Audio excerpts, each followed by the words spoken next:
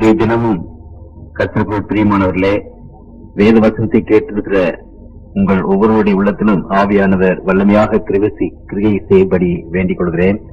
மற்ற உலகத்திற்கு போகும் மக்கள் கூட்டம் என்ற இந்த சிறப்பான பொருளை உங்கள் முன்பாக வைத்து தேவாவியானவர் உங்களுடைய உள்ளத்திலே பேசத்தக்கதாக நான் ஜெபத்தோடு அதை உங்கள் மத்தியில வைக்கிறேன்.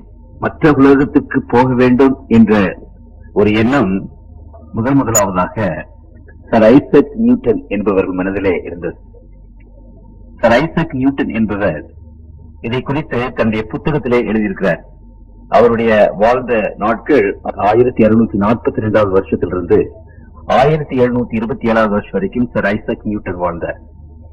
அவர் ஒரு புத்தகம் எழுதினார், mathematical principle of natural philosophy என்ற ஒரு புத்தகம் எழுதினார். Mathematical principles of natural philosophy. அந்த புத்தகத்திலே மனிதர்கள் ஆகாய வழியிலே போக முடியும், பறக்க முடியும் என்ற ஒரு எண்ணத்தை அவர் முதலாவதாக அங்கு வெளியிட்டிருந்தார். காகங்கள், பறவைகள் பறக்கிறதை பார்த்து மனிதன் எப்படியாவது அந்த பறவைகளைப் போல பறக்க வேண்டும் என்ற ஒரு எண்ணம் உடையவனாக இருந்தார். ஆகவே விஞ்ஞானிகள் அதிகமாக பிரயாசப்பட்டு ஆராய்ச்சி செய்து முதலாக அக்டோபர் மாதம் 4ஆம் தேதி 1957 ஆண்டு 83.6 கிலோ வெயிட் உள்ள ஒரு சிறிய உருண்டையை, உலக உருண்டையை, அங்கு சேட்டலைட் என்று சொல்லுகிறார்கள், அங்கு வானமண்டலத்திலே அனுப்பி வைத்தார்கள். அது ரஷ்ய நாடு அதை செய்தது. ஆர்டிபிஷியல் சேட்டலைட் என்று சொல்லப்பட்ட அது. இந்த ஆட்டம் பாம் நாகசாகி ஹீரோசிமா என்ற பட்டணத்திலே போட்டு 20 ஆண்டுகள் கழித்து அட்டாமிக் ஏஜ், அடுத்தபடியாக ஸ்பேஸ் ஏஜ் தொடங்கிவிட்டது. ஆகாய வெளி காலங்கள் அங்கே தொடங்கிவிட்டது. ஆகவே அக்டோபர் 4ஆம் தேதி ஒரு முதலாவதாக 1957 வருஷத்துல இந்த சிறிய ஒரு சந்திரனை அங்கு வானவெளிக்கு அனுப்பினார்கள் ரஷ்யர்கள். முதலாக மனிதன் என்ன செய்தான் என்றால், அந்த வானவெளியிலே போய் பறந்தது ஏப்ரல் 12ஆம் தேதி 1961 வருஷம். ரஷ்ய நாட்டிலே இருந்த ஒரு வாஸ்டாக் என்று சொல்லப்பட்ட அந்த இயற்கை சந்திரனிலே யூரி கால்கிரீன் என்று சொல்லப்பட்டவர் அங்கு பறந்தார். 89 மணி நேரம் 34 நிமிஷம் அங்கே பறந்தார் என்று நாம் பார்க்கிறோம். அது 4 டன் 4.65 டன் என்ற இடம். இப்படியாக நான் சொல்லிக்கொண்டே போகலாம். ஆனாலும் கர்த்தருக்குள் பிரியமானவர்களே, இந்த இந்திய நாடு 1984 ஆண்டிலே ஏப்ரல் மாதம் 3ஆம் தேதி ராகேஷ் சர்மா என்ற அந்த வானவெளி கப்பலை, அதாவது புட்னிக்கை அங்கு ரஷ்யாவுடைய உதவினாலே அனுப்பினது என்று நாம் பார்க்கிறோம். அனுப்பி இந்தியாவும் ஒரு ஸ்பேஸ் நாடாக அங்கு அந்த நிலைமைக்கு வந்தது என்பதை குறித்து நாம் விசேஷ விதமாக நாம் பார்க்கிறோம். மறுபடியுமாக ஜூன் மாதம் 21ஆம் தேதி 1969 ஆண்டு ஜூன் மாதம் 21ஆம் தேதி மனிதர்கள் சந்திர மண்டலத்திலே போய் இறங்கி அங்கு நடந்தார்கள். அப்பலோ மிஷன் என்ற அப்பலோ 11வது அந்த ராக்கெட்ல ஸ்புட்னிக்ல அவர்கள் போய் அங்கு நடந்தார்கள் என்று நாம் பார்க்கிறோம். இப்படியாக இந்த காரியங்களை குறித்து நாம் சொல்லிக்கொண்டே போகலாம். மனிதன் இன்றைக்கு எத்தனையோ முறை ரஷ்யாவும் அமெரிக்காவும் இந்தியாவும் பிரான்சும் சைனாவும் இப்படிப்பட்ட நாடுகள் இன்றைக்கு இந்த விதமாக செயற்கை கோளங்களை, ராக்கெட்டுகளை வானமண்டலத்திற்கு அனுப்பி கொண்டே இருக்கிறார்கள். இந்த செயற்கை கோளங்கள் அனுப்பப்பட்டு ராக்கெட்டுகள் அனுப்பப்பட்டுக் கொண்டிருக்கும் போது மனிதர்கள் கூட்டமாக வானவெளிக்கு போக முடியுமா, மற்ற உலகங்களுக்கு போக முடியுமா என்ற ஒரு பெரிய கேள்வியை எழுப்புகிறது. ஒரு பெரிய கூட்டம் இந்த விதமான வானவெளிக்கு போக முடியுமா என்ற ஒரு பெரிய கேள்வியை உங்கள் மத்தியில நான் வைக்கிறேன். வானவெளிக்கு, வானவீதியில யாராவது போக வேண்டும் என்றால் அநேக அதிலே இடர்பாடுகள் இருக்கின்றன, அநேக கஷ்டங்கள் இருக்கின்றன. முதலாவது என்னவென்றால், நம்முடைய உடம்பு ஒரு பிரஷர் இருக்கிறது, ஒரு அழுத்தம் இருக்கிறது. அது ஒரு ஸ்கொயர் இன்ச், ஒரு சதுர அங்குலத்துக்கு 15 பவுண்ட் பிரஷர் இருக்கிறது நமக்கு, நம்முடைய உடம்பிலே. 30,000 அடிக்கு அந்த பக்கமாக நாம் போய்விட்டால் இந்த பிரஷர் குறைந்துவிட அங்கு அமுக்கமே இல்லாத, பிரஷரே இல்லாத அந்த இடத்திற்கு நாம் பிரயாணம் செய்யும் போது நம்முடைய உடம்பு சுக்கலாக வெடித்துவிடும். ஆகவேதான் ராக்கெட்ல போகிறவர்கள், இந்த ஸ்புட்னிக்ல போகிறவர்கள் ஸ்பேஸ் சூட் என்று தங்களுடைய உடம்பு வெடித்து விடாமல் இருக்கத்தக்கதாக அழுத்தமான மெட்டலாலான, உலோகத்தாலான அந்த உடுப்புகளை போட்டுக்கொண்டு போகிறார்கள் என்று பார்க்கிறோம். முதலாவதாக. இரண்டாவதாக, நாம் ஒரு 100 மைலுக்கு அப்புறமாக போய்விட்டால் காற்று மண்டலம், அங்கு பிராணவாயுவே கிடையாது. இன்றைக்கு அந்த சைனா பார்டர்ல நேபா என்ற இடத்துல யுத்தம் செய்கிற யுத்த வீரர்கள், அந்த இமயமலை ஏறக்குறைய 5 மைல் உயரம் இருக்கிறது. அங்கே போகும்போது நான் ஒரு காட்சியை கண்டேன். அந்த இடத்துல அந்த வீரர்களோ யாரும் சரி வேகமாக நடந்து போக முடியாது. ஒரு 10 அடி 12 அடி அடித்து வைத்து சற்று நேரம் நின்று சுவாசித்து விட்டு அப்புறம்தான் போக முடியும். ஏனென்றால் 5 மைல் உயரத்திலேயே பிராணவாயு குறைந்து விடுகிறது. அப்படியானால் 100 மைலுக்கு அந்த பக்கம் போனால் மனிதர்களுக்கு போதுமான பிராணவாயு இல்லை. அதற்கு அந்த பக்கமாக போனால் பிராணவாயுவே இல்லாத வெளி. அப்படியானால் பிராணவாயு இல்லாமல் மனிதர்கள் எப்படி அந்த மற்ற உலகங்களுக்கு போக முடியும் என்பது ஒரு பெரிய பிரச்சனை. ஆகவே மற்ற உலகங்களுக்கு போக வேண்டும் என்றால் அந்த பிராணவாயு பைகளை, சிலிண்டர்களை பின்னாலே கட்டி கொண்டு அப்படிதான் அவர்கள் போக முடியும். அந்த பிராணவாயு இருக்கிற அளவு மட்டும்தான், அந்த நேரம் மட்டும்தான் அவர்கள் அங்க வானவெளியில இருக்க முடியும். இப்படி எல்லாரும் அதை கட்டி கொண்டு போவது என்பது இயலாத ஒரு காரியம். அடுத்தபடியாக இருக்கிற இடர்பாடு என்னவென்றால், நாம் வானவெளியிலே போகும்போது இங்க காஸ்மிக் ரே, அதாவது மற்ற உலகங்கள் இந்த வானவெளியில இருந்து அநேக விதமான கதிரொளிகள் வருகிறது. அது அதிக விஷமுள்ள கதிரொளிகள், அந்த ரேஸ், காஸ்மிக் ரேஸ் என்று சொல்லுகிறார்கள். அது பலவிதமான கதிரொளிகள் இருக்கிறது. ரேடியேஷன் ரேஸ் என்று அங்கே சொல்லுகிறார்கள். இப்படிப்பட்டவைகள் நமக்கு முழுவதுமாக நம்மை அழித்து விடக்கூடியவைகள், பயங்கரமாக நம்மை தாக்கக்கூடியவைகள். ஆகவே மனிதன் அப்படி புறப்பட்டு போகும்போது இப்படிப்பட்ட பயங்கரமான கதிர்வீச்சுகள் இவைகளிலிருந்து தப்பித்துக் கொள்ள வேண்டும். அப்பொழுதுதான் அவன் வானவெளியிலே பிரயாணம் செய்ய முடியும். நாலாவதாக நாம் பார்க்கும்போது இந்த வானமண்டல்களிலே ஏராளமான விண்கற்கள் பிரயாணம் செய்து கொண்டே இருக்கின்றன, சுத்தி கொண்டே இருக்கின்றன. உதாரணமாக இங்கே செவ்வாய் கிரகத்துக்கும் அந்த ஜூபிட்டர் என்ற அந்த கிரகத்துக்கு மத்தியில ஒரு பிரம்மாண்டமாக ஆயிரக்கணக்கான, சொல்ல போனால் லட்சக்கணக்கான கல், விண்கல் என்று சொல்லப்படுகிற கல், அவைகள் சுத்தி கொண்டே இருக்கின்றன. இந்த கற்கள் நம்முடைய பிரயாணம் செய்யும் போது நம்முடைய பிரயாண கப்பல்ல வந்து தாக்கி அங்கு நம்மை முழுவதுமாக அழித்துவிடும் ஒரு அபாயம் அங்கு வானவெளியிலே அங்கே இருக்கிறது. அப்படியானால் இந்த வானவெளியை கடந்து நாம் போனால் அங்கு ஒசேன் லேயர் என்று சொல்லப்பட்ட அடர்த்தியான ஒரு லேயர் ஒன்று இருக்கிறது, பூமி சுற்றிலும் இருக்கிறது. அது நம்முடைய உலகத்திலிருந்து 22 கிலோமீட்டரிலிருந்து 32 கிலோமீட்டர் வரைக்கும் அங்கே அது இருக்கிறது. மனிதர்கள் அதை கடந்து போக வேண்டும். அதை கடந்து போவது அது ஒரு மிக சிரமமான ஒரு காரியம். அதற்குள்ள மிகுந்த வல்லமையோடுதான், அந்த வெரி பவர்ஃபுல், அதோடுதான் அதை கடந்து போக முடியும் என்று நாம் பார்க்கிறோம். இந்த இன்னொரு பெரிய பிரச்சனை என்னவென்றால், இந்த விதமான கப்பல்களை அனுப்புவதற்கு ஏராளமான பணம் செலவாகிறது. ஒருவர் கணக்கிட்டிருக்கிறார், அதை எடுத்து நான் சொல்லுகிறேன். ஒரு ராக்கெட்டை ஆகாய வெளியிலே அனுப்புவதற்கு 25 கோடி ரூபாய் செலவாகிறது. ஆகாய வெளியிலே அனுப்புவதற்கு ஒரு ராக்கெட்டை அந்த சந்திர மண்டலத்திற்கு அனுப்புவதற்கு 275 கோடி ரூபாய் செலவாகிறது. ஒரு சிறிய ராக்கெட்டை அனுப்புவதற்கு. சூரியனுக்கு ஒரு ராக்கெட்டை அனுப்ப வேண்டும் என்றால் 1,40,000 கோடி ரூபாய் அங்கு செலவாகிறது என்று கணக்கிட்டிருக்கிறார்கள். இந்த ஆகாய வெளியில ஒவ்வொரு மைல் தூரம் ஒரு ராக்கெட் பிரயாணம் பண்ணுவதற்கு 12,000 ரூபாய் செலவாகிறது. ஒரு மைல் தூரம் பிரயாணம் செய்வதற்கு இவ்வளவு பணம் எங்கே போவது?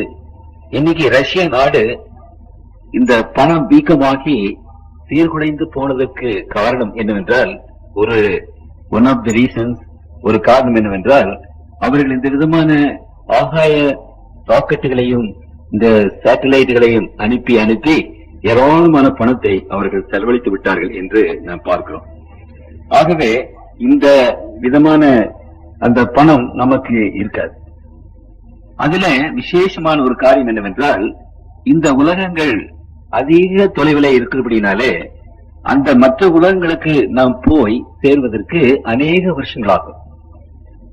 உதாரணமாக விஞ்ஞானிகள் கணக்கிட்டு இருக்கிறார்கள், 6000 மைல் ஒரு வினாடிக்கு நீங்கள் பறந்தீர்களானால் ஒரு மணி நேரத்துக்கு 2,16,00,000 மைல் பறக்கிறீர்கள் ஒரு மணி நேரத்துக்கு. அப்படி நீங்கள் பறந்த போதிலும் மக்கள் வாழ்கிற இன்னொரு உலகத்துக்கு நீங்க போக வேண்டும் என்றால் 250 வருஷங்களாகும். 250 வருஷங்களாகும். அப்படியானால் மனிதன் மற்ற உலகங்களுக்கு போக வேண்டும் என்றால் இன்றைய நிலைமையிலே இந்த மரணத்தை வென்றவனாக இருக்க வேண்டும், அல்லது நாம் பாதி வழியிலேயே மரித்து போய்விடுவோம். இப்படிப்பட்ட ஒரு இடர்பாடுகள் மத்தியிலே மனிதன் மற்ற உலகத்திற்கு போக முடியுமா என்ற ஒரு பெரிய கேள்வி எல்லாருடைய உள்ளத்திலும் அங்கு இருக்கிறது. ஆனால் கர்த்தருக்குள் பிரியமானவர்களே, திருமறை இதை குறித்து அநேக இடங்களிலே பேசுகிறது. ஒருவேளை நீங்கள் ஆச்சரியப்படலாம், ஆண்டவராக இயேசு கிறிஸ்து இந்த உலகத்துக்கு அவர் வந்த போது அவர் விசேஷ விதமாக தன்னை பற்றி என்ன சொன்னார் என்றால், இந்த சப்ஜெக்டை தொடங்குவதற்கு முன்னதாக ஆண்டவர் உங்களோடு பேசத்தக்கதாக நான் ஜெபம் செய்ய விரும்புகிறேன். ஜெபம் செய்வோம். எங்களை நேசிக்கிற அன்புள்ள தகப்பனே, உங்களுடைய வேத வசனங்களை எடுத்து உங்களுடைய பிள்ளைகள் மத்தியிலே சொல்வதற்கு அருகதையற்ற என்னை கர்த்தர் இந்த மக்கள் மத்தியிலே நிறுத்திருக்கிறீர் சுவாமி. உங்களுடைய நாமத்துக்கு ஸ்தோத்திரத்தோடு ஆண்டவர் உங்களுடைய பிள்ளைகள் மத்தியிலே பேச வேண்டும் என்று விண்ணப்பத்தோடு உங்களுடைய சன்னிதானத்திலே நிற்கிறேன். ஒவ்வொரு மகனுடைய உள்ளத்திலும் மகனுடைய உள்ளத்திலும் ஆவியானவர் தாமே இந்த நாளில் விசேஷமாக பேசி கர்த்தாவே உங்களுடைய பிள்ளைகள் கூட்டமாக பரலோகத்துக்கு போய் ஆண்டவரோடு கூட இருக்க வேண்டும் என்ற விவரமாக அறிந்தவர்களாக, உள்ளத்திலே உணர்ந்தவர்களாக, அதை குறித்து தாங்களும் அங்கு போக வேண்டும் என்று தீர்மானம் எடுத்தவர்களாக இருக்கும்படி ஆண்டவரே நீர் இந்த மக்கள் ஒவ்வொருடைய உள்ளத்திலும் பேச வேண்டும் என்று, அவருடைய உள்ளத்திலே உடைய சத்தத்தை துணிக்க பண்ண வேண்டும் என்று ஆண்டவர் இயேசுவின் நாமத்தில் வேண்டிக் கொள்கிறோம். ஜெபம் கேளும் பரம்பிதாவே, ஆமென். யோவான் 4:41 வாசிக்கிறேன். நான் வானத்திலிருந்து வந்த அப்பம் என்று அவர் சொன்னது நிமித்தம். ஆகவே ஆண்டவராய் இயேசு கிறிஸ்து அடிக்கடி தம்முடைய பிள்ளைகள் மத்தியிலே பேசும்போது அவர் வானத்திலே இருந்து வந்தார் என்பதை விசேஷமாக தேவனுடைய பிள்ளைகளுக்கு அவர் சொல்லுகிறார். ஆண்டவர் வானத்திலிருந்து வந்தார், அவர் வானத்துக்கு மறுபடியுமாக போனார் என்று திருமறையிலே நாம் வாசிக்கிறோம். அப்போஸ்தலர் 1:9 சீஷர்களுக்கு முன்பாக அவர் வானத்திலே ஏறி போனார் என்று பார்க்கிறோம். ஆகவே அவர் மாத்திரமல்ல, கர்த்தருக்குள் பிரியமானவர்களே, திருமறை இதை குறித்து அநேக இடங்களிலே பேசுகிறது. இந்த ராக்கெட்டுகள் இல்லாதபடி அல்லது விஞ்ஞான ரீதியாக இல்லாதபடி அநேக மக்கள் பரமண்டலத்துக்கு போய் வந்திருக்கிறார்கள். வெளிப்படுத்தும் விசேஷம் 8ஆம் அதிகாரத்திலே 1வது வசனத்தை நான் வாசிக்கிறேன். அவர் 7ஆம் முத்திரையை உடைத்த போது பரலோகத்தில் ஏறக்குறைய அரை மணி நேரம் அமைதல் உண்டாயிற்று. பரலோகத்திலே அரை மணி நேரம் அமைதல். திருமறையிலே ஒரு நாள் என்பது ஒரு வருஷத்திற்கு ஒப்பிட்டு பேசப்படுகிறது. தீர்க்க தரிசனத்திலே ஒரு நாள் என்பது ஒரு வருஷத்திற்கு ஒப்பிட்டு பேசப்பட்டிருக்கிறது. எசேக்கியேல் 4ஆம் அதிகாரம் 6வது வசனத்திலே வாசிக்கிறேன். நீ இவைகளை நிறைவேற்றின பின்பு மறுபடியும் வலது பக்கமாய் ஒரு கழித்து யூதா வம்சத்தாரின் அக்கிரமத்தை 40 நாள் வரைக்கும் சுமக்க வேண்டும். ஒவ்வொரு வருஷத்திற்கு பதிலாக ஒவ்வொரு நாளை உனக்கு கட்டளையிட்டேன். அதற்கு அடுத்த வாக்கியமாக, அதாவது என்னாகமும் 14ஆம் அதிகாரம் 34வது வசனம் குறித்துக் கொள்ளுங்கள். ஒரு நாள் என்பது ஒரு வருஷம். ஒவ்வொரு நாளுக்கும் ஒரு வருஷத்தை கட்டளையிட்டேன். தீர்க்க தரிசனத்திலே ஒரு நாள் என்பது ஒரு வருஷம், 365 நாள். அப்படியானால் இந்த அரை மணி நேர அமைதல் என்று சொல்லும் போது பரலோகம் அந்த சராசரங்களை ஆண்டு நடத்துகிற அந்த இடம், தேவனுடைய சிங்காசனத்தில் ஆயிரக்கணக்கான தூதர்கள் எப்பொழுதும் இருக்கிறார்கள். மற்ற உலகத்தின் மக்கள் அங்கு பிரதிநிதிகள் அங்கே வந்து போய் கொண்டிருக்கிறார்கள். நம்முடைய காவல் தேவ தூதர்கள், கர்த்தருடைய பிள்ளைகள் எங்க இருக்கிற கர்த்தருடைய பிள்ளைகளுடைய காவல் தேவ தூதர்கள் தேவனுடைய சன்னிதானத்தை தரிசித்து வந்து கொண்டிருக்கிறார்கள். ஆகவே பரலோகம் என்பது மிகவும் மிகவும் பிஸியஸ்ட் பிளேஸ். அதே போல ஒரு பிஸியாக இருக்கிற இடம் உலகத்தில் வேற எங்குமே கிடையாது, அந்த சராசரிகளிலே. ஆகவே அந்த பரலோகத்தில் அமைதி என்று சொல்லும் போது அது ஒரு பெரிய ஆச்சரியம். அதுவும் அரை மணி நேர அமைதி. நீங்கள் நன்றாக இந்த கணக்கு போட்டு பார்த்தீங்களானால் அரை மணி நேரம் என்பது ஏறக்குறைய 7.5 நாள். ஏன் அமைதி என்று அங்கே நீங்கள் பார்ப்பீர்களானால், லூக்கா எழுதின சுவிசேஷம் 9ஆம் அதிகாரம் 26ஆம் வசனம், என்னை குறித்தும் என் வார்த்தைகளை குறித்தும் எவன் வெட்கப்படுகிறானோ அவனை குறித்து மனுஷகுமாரனும் தம்முடைய மகிமையோடும் பிதாவின் மகிமையோடும் பரிசுத்த தூதர்களின் மகிமையோடு வரும்போது வெட்கப்படுவார். ஆண்டவருடைய 2வது வருகையிலே இங்கு திருமறை நமக்கு என்ன சொல்கிறது? பிதாவும் அவரோடு கூட வருவார். கர்த்தராகிய இயேசு கிறிஸ்துவானவர் கொடான கோடி தேவ தூதர்களோடு கூட. அப்படியானால் பரலோகத்தில் இருக்கிற அத்தனை தூதர்களும் இந்த உலகத்துக்கு வந்து விடுகிறார்கள். அப்படியானால் பரலோகத்தில் அந்த அமைதல் ஏற்படுகிறது. எவ்வளவு அமைதல் என்றால், அரை மணி நேரம் என்பது 7.5 நாள். ஆகவே பரலோகத்திலே இருந்து இந்த பூலோகத்துக்கு வந்து இந்த பூலோகத்தில் இருக்க மக்களை கூட்டிக் கொண்டு பரலோகத்துக்கு போவதற்கு 7.5 நாட்கள் ஆகுது என்று திருமறை சொல்லுகிறது. ஆதியாகமம் 5ஆம் அதிகாரம் 24வது வசனத்திலே முதலாவதாக ஒரு மனிதனை பற்றி ஆண்டவர் சொல்லுகிறார். ஏனோக்கு தேவனோடே சஞ்சரித்துக் கொண்டிருக்கையில் காணப்படாமல் போனான், தேவன் அவனை எடுத்துக்கொண்டார். முதலாக வேதத்திலே பரலோகத்திற்கு போன ஒரு மனிதனை பற்றி சொல்லப்பட்டிருக்கிறது. ஏனோக்கு என்ற அந்த மனிதனை பற்றி சொல்லப்பட்டிருக்கிறது. எந்த ராக்கெட்டும் இல்லாதபடி, எந்த ஸ்பேஸ் ஸ்டேஷன் இல்லாதபடி அவர் பரலோகத்துக்கு போனார் என்று அங்கே சொல்லப்பட்டிருக்கிறது. 2 ராஜாக்களின் புத்தகம் 2ஆம் அதிகாரம் 11ஆவது வசனம், அவர்கள் பேசிக்கொண்டு நடந்து போகையில் இதோ அக்கினி ரதமும் அக்கினி குதிரைகளும் அவர்கள் நடுவிலே வந்து இருவரையும் பிரித்தது. எலியா சுழல் காட்டிலே பரலோகத்துக்கு ஏறி போனான். எலியா பரலோகத்துக்கு போனதை குறித்து இங்கு நாம் வாசிக்கிறோம். அக்னி மயமான ரதங்கள் அவரை அங்கு கொண்டு போனது என்பதை குறித்து நாம் வாசிக்கிறோம். ஒரு பெரிய கூட்டம் இந்த உலகத்திலே இருந்து பரலோகத்துக்கு போனதாக அங்கு திருமறையிலே நமக்கு எழுதப்பட்டிருக்கிறது. கர்த்தராகிய இயேசு கிறிஸ்துவானவர் இந்த உலகத்திலே மரித்த போது, அவர் அடக்கம் பண்ணப்பட்ட போது இந்த உலகத்தில் ஒரு சம்பவம் நடந்தது. மத்தேயு 27:50 இயேசு மறுபடியும் மகா சத்தமிட்டு கூப்பிட்டு ஆவியை விட்டார். அப்பொழுது தேவாலயத்தின் திரைச்சீலை மேல் தொடங்கி கீழ் வரைக்கும் 2ஆக கிழிந்தது. பூமியும் அதிர்ந்தது, கண்மலைகளும் பிளந்தன, கல்லறைகளும் திறந்தது. நித்திரை அடைந்திருந்த அநேக பரிசுத்தவான்களுடைய சரீரங்களும் எழுந்தன. அவர் உயிரோடு எழுந்த பின்பு இவர்கள் கல்லறையை விட்டு புறப்பட்டு பரிசுத்த நகரத்திலே பிரவேசித்து அநேகருக்கு அங்கு காணப்பட்டார்கள்.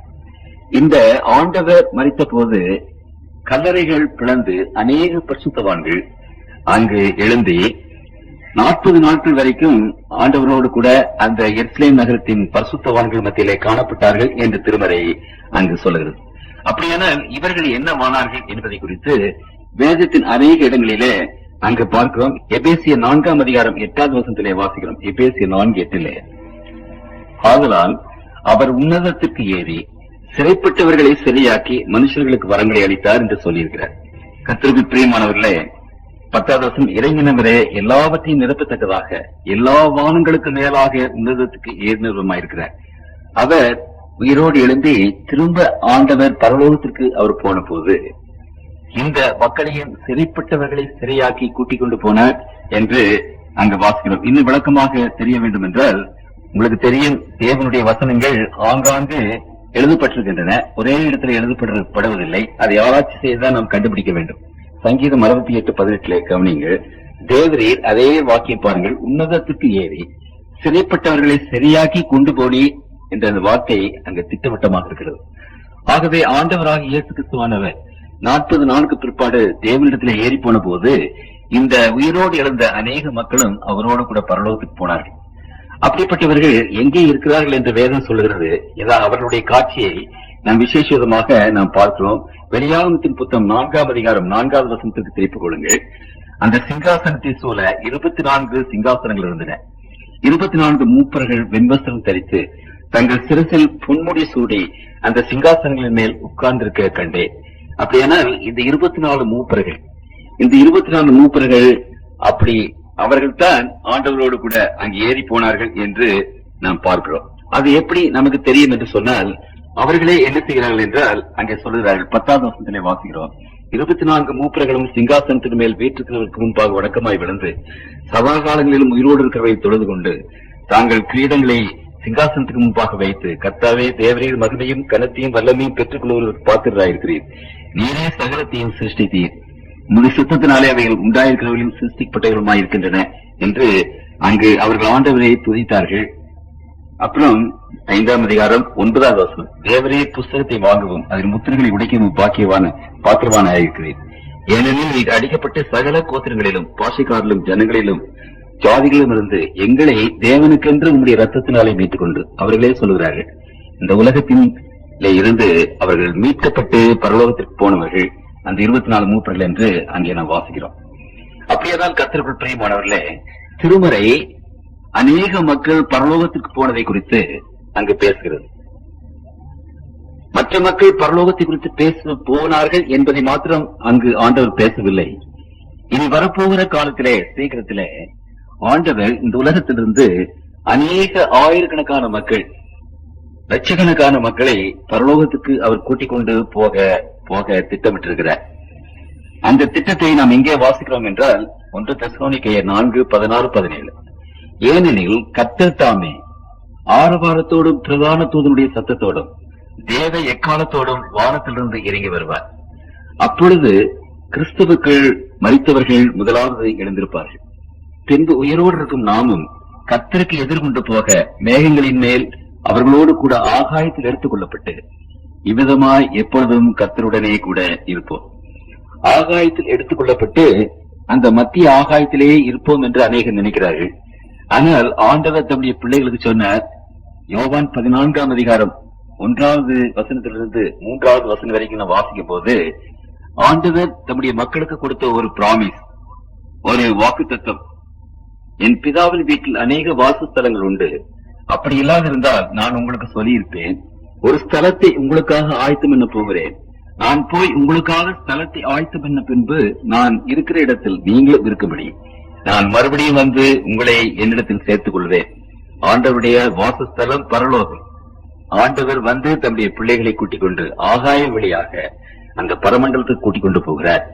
ஆகவே கர்த்தருக்குள் பிரியமானவர்களே, ஏராளமான பேர், ஆயிரக்கணக்கான பேர், லட்சக்கணக்கான பேர் ஆண்டவரோடு கூட மீட்கப்பட்ட பிள்ளைகள் இந்த பரலோக யாத்திரையை மேற்கொள்கிறார்கள். ஆகாய வழியிலே அவர்கள் போகிறார்கள், மேகத்தின் மேலே ஏறி போகிறார்கள். ஆகவே ஆண்டவர் இந்த உலகத்தில் மக்களுக்கென்று ஒரு ஸ்பேஸ் டிராவலை நியமித்திருக்கிறார், ஆகாய வழி பயணத்தை நியமித்திருக்கிறார். அப்படி நம்ம ஆகாயத்துக்கு போகும்போது இந்த உலகத்திலே இருந்து இந்த நம்முடைய சந்திர மண்டலத்துக்கு போன அநேக மக்கள் அவர்கள் போகும்போது எப்படி இருந்தது, இந்த உலகத்தின் தோற்றம் எப்படி இருந்தது, அந்த சந்திர மண்டலத்தை போய் இந்த உலகத்தை பார்த்த போது எப்படி இருந்தது என்பதா எழுதியிருக்கிறார்கள். அதை வாசிக்கும் போது ஒரு பெரிய ஒரு சந்தோஷம் நமக்கு ஏற்படுது, த்ரில்லிங் எக்ஸ்பீரியன்ஸ். அப்படியானால் இங்கிருந்து நம் பரலோகத்துக்கு போகும்போது கர்த்தருக்குள் பிரியமானவர்களே, ஏராளமான உலகங்கள் வழியாக நாம் போவோம். ஏனென்றால் பரமண்டலத்தை பற்றி நாம் வாசிக்கும் போது அது வானாதி வானங்கள் இருக்கிறது. ஆகவே நட்சத்திர மண்டலங்களுக்கு அப்புறம் ஆக அது இருக்கிறது. அப்படியானால் ஏராளமான உலகங்கள், நட்சத்திரங்கள் வழியாக அங்கே நாம் போவோம். அப்படி போகும்போது எவ்வளவு உலகங்களை நாம் பார்ப்போம், எங்கே நாம் போவோம், எங்கே தங்குவோம், எப்படிப்பட்ட இந்த காரியங்களை குறித்து வேதத்தில் அநேக இடங்களிலே நமக்கு எழுதப்பட்டிருக்கிறது. வெளிப்படுத்தல் விசேஷம் 20ஆம் அதிகாரம் இதை பற்றி பேசுகிறது. எடுத்துக்கொள்ளப்பட்ட தேவனுடைய பிள்ளைகள் ஆண்டவரோடு கூட போய் பரலோகத்திலே 1000 வருஷம் அங்கு ஆண்டவரோடு கூட இருப்பார்கள். நான் முந்தின பிரசங்கத்திலே உங்களுக்கு சொன்னேன், இன்றைக்கு உலகத்தின் மக்கள் என்ன போதிக்கிறார்கள் என்று சொன்னால், ஆண்டவர் வருவார், தம்முடைய பிள்ளைகளை கூட்டிக் கொண்டு போய் பரலோகத்துக்கு கூட்டிக் கொண்டு போவார், அந்த பரலோகத்திலே நாம் என்றென்றைக்கும் இருப்போம் என்று அநேகர் போதிக்கிறார்கள், அநேகர் நினைக்கிறார்கள். ஆனால் திருமறை அப்படி சொல்வதில்லை. நாம் ஆண்டவருடைய ராஜ்யமாகிய பரலோகத்திற்கு போய் அங்கு ஆண்டவரோடு கூட டெம்பரரியாகத்தான் இருப்போம், தற்காலிகமாகத்தான் அவரோடு கூட இருப்போம். 1000 வருஷம் அவரோடு கூட இருப்போம். அந்த 1000 வருஷம் முடிந்தவுடனே திரும்ப இந்த உலகத்திற்கு வருவோம். ஆண்டவர் இந்த உலகத்தை புதிதாக்கி புதிய வானம் புதிய பூமி என்ற அந்த காரியத்தை குறித்து வேதம் விசேஷமாக நமக்கு பேசுகிறது. ஆகவே இதை குறித்து திருமறை நமக்கு என்ன சொல்கிறது என்பதை நாம் இப்பொழுது சற்று ஆராய்ந்து பார்க்க வேண்டும். 1000 வருஷம் என்று சொல்லப்பட்ட இந்த வார்த்தை இந்த வெளிப்படுத்தல் விசேஷம் 20வது அதிகாரத்தில் தான் இருக்கிறது. 6 முறை அந்த வசனங்கள் அங்கே வருகின்றன. இந்த 1000 வருஷ அரசாட்சியை பற்றி இன்றைக்கு உலகத்தில் 2 விதமான கருத்துக்கள் இருக்கின்றன. ஒரு கூட்டத்தார் இந்த 1000 வருஷ அரசாட்சி பூமியிலே இருக்கிறது, அந்த 1000 வருஷம் சமாதானமான ஒரு ஆட்சியாக இருக்கும், கிறிஸ்து இந்த உலகத்தில் வந்து இந்த சமாதானமான ஆட்சியை செய்ய போகிறார் என்று இன்றைக்கு உலகத்தில் ஒரு சிலர் நினைக்கிறார்கள். ஆனால் ஒரு சிலர் மற்ற அந்த குரூப்பை சேர்ந்தவர்கள் என்ன நினைக்கிறார்கள் என்றால், இந்த 1000 வருஷம் பரலோகத்திலே இருக்கும், அந்த பரலோகத்திலே ஆண்டவரோடு கூட அவர்கள் அரசாட்சி செய்யப்படுகிறார்கள் என்று நினைக்கிறார்கள். அப்படியானால் திருமறை நமக்கு என்ன சொல்லுகிறது? கர்த்தருக்குள் பிரியமானவர்களே, ஆண்டவர் தம்முடைய பிள்ளைகளுக்கு வைத்திருக்கிற ரட்சிப்பின் திட்டத்திலே இந்த 1000 வருஷம் ஒரு விசேஷமான ஒரு கட்டம். அதை நீங்கள் பார்க்க போகிறீர்கள். ஏன் அது விசேஷம் என்று நான் உங்கள் மத்தியிலே சொல்ல அதை விரும்புகிறேன், வேத வசனத்தோடு கூட. இங்கே நாம் வாசிக்கும் போது 20ஆம் அதிகாரம் 4வது வசனத்திலே வாசிக்கிறேன். அன்றையும் நான் சிங்காசனங்களை கண்டேன், அவைகளின் மேல் உட்கார்ந்திருந்தார்கள், நியாய தீர்ப்பு கொடுக்கும்படி அவர்களுக்கு அதிகாரம் அளிக்கப்பட்டது. அந்த வசனத்தின் கடைசி பாகத்தை வாசிங்கள். கடைசி பாகம், அவர்கள் உயிர்த்தெழுதலை பற்றி ஆண்டவர் பேசுகிறார். தேவனுடைய பிள்ளைகள், உயிரோடு எழும்புகிறவர்கள், கிறிஸ்துவோடு கூட 1000 வருஷம் அரசாண்டார்கள். அவர்கள் உயிர்த்தே கிறிஸ்துவோடு கூட 1000 வருஷம் அரசாண்டார்கள். அப்படியானால் ஆண்டவருடைய பிள்ளைகளுடைய உயிர்த்தெழுதலுக்கு முன்பு என்ன வருகிறது? ஃபர்ஸ்ட் என்ன வருகிறது என்றால் உயிர்த்தெழுதல் வருகிறது.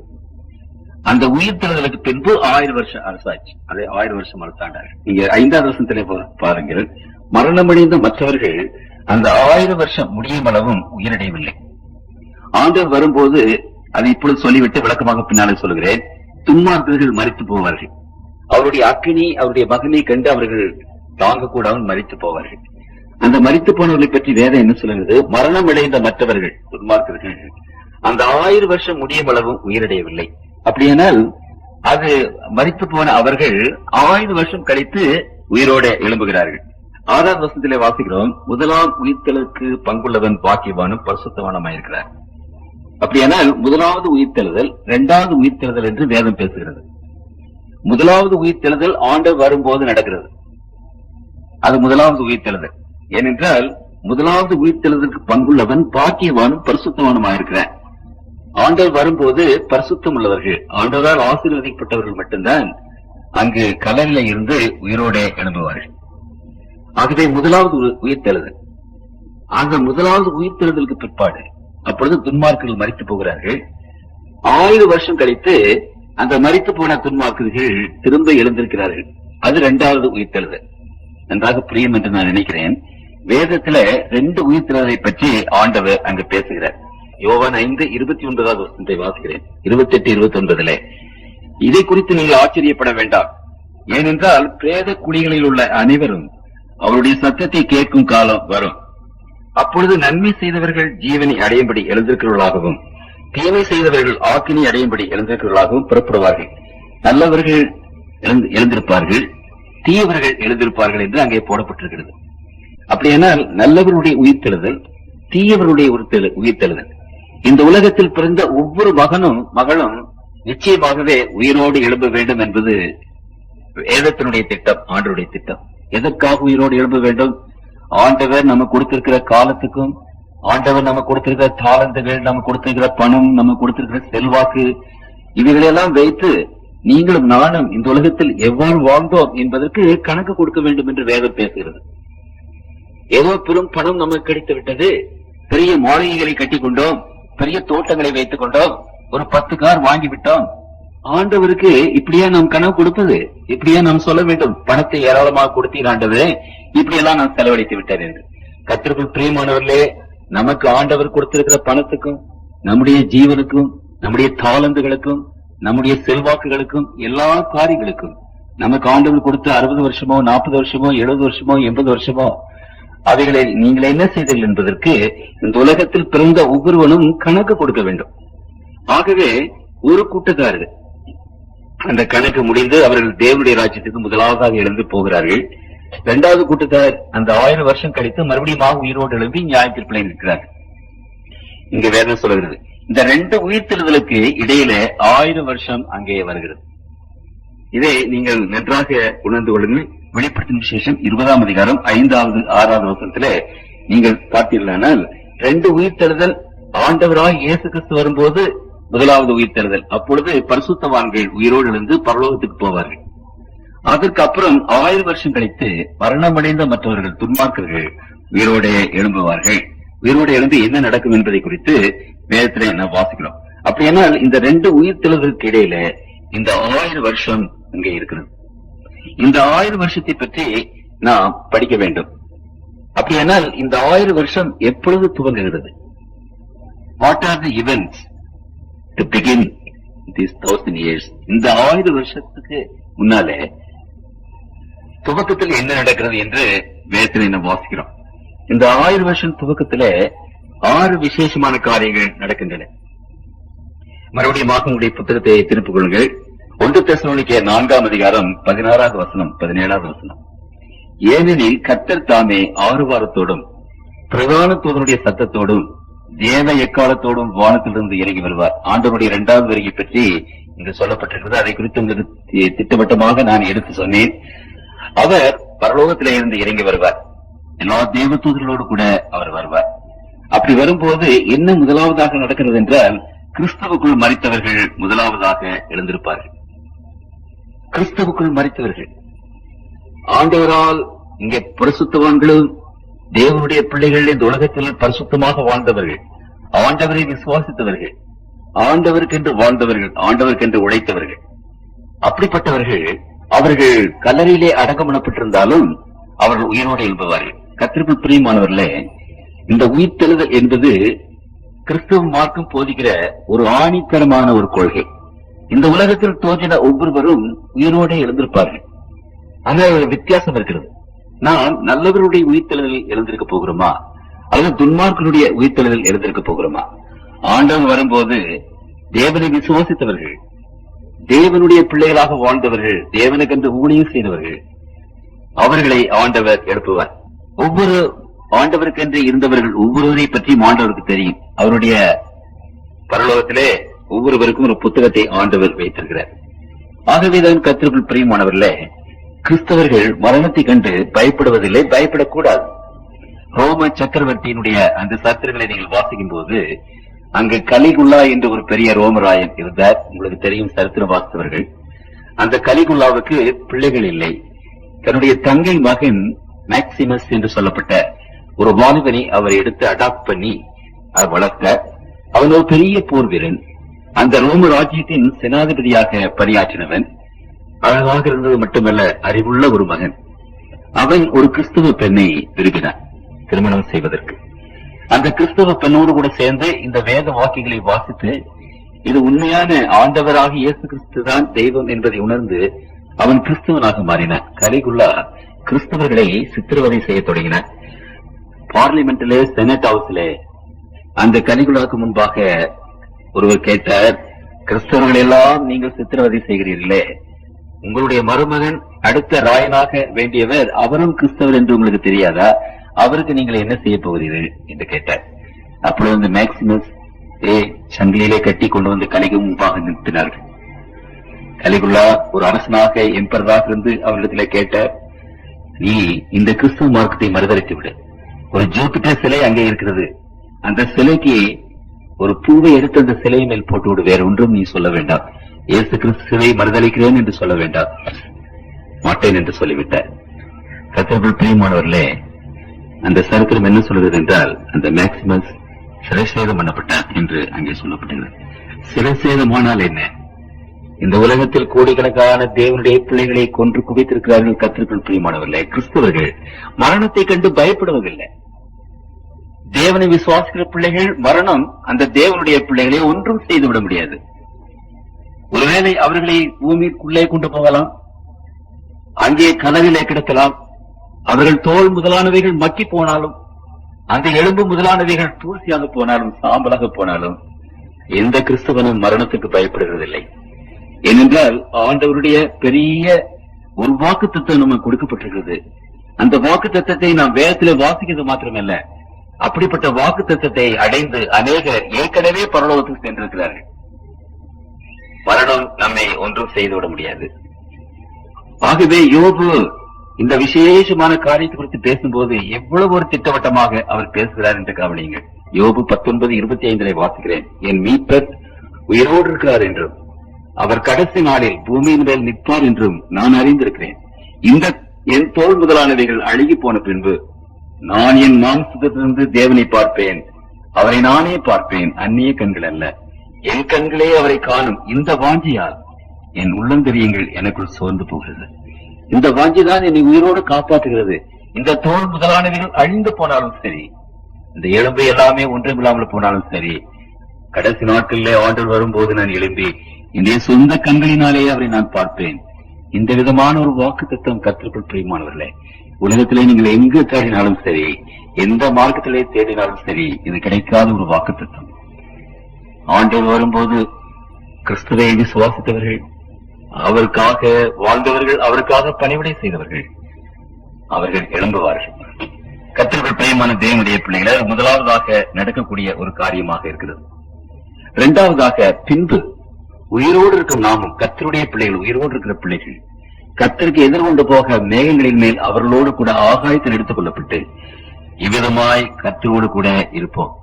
அப்படின்னா இங்க ரெண்டு கூட்டத்தார் பரலோகத்துக்கு போகிறார்கள் ஆண்டவரோடு கூட.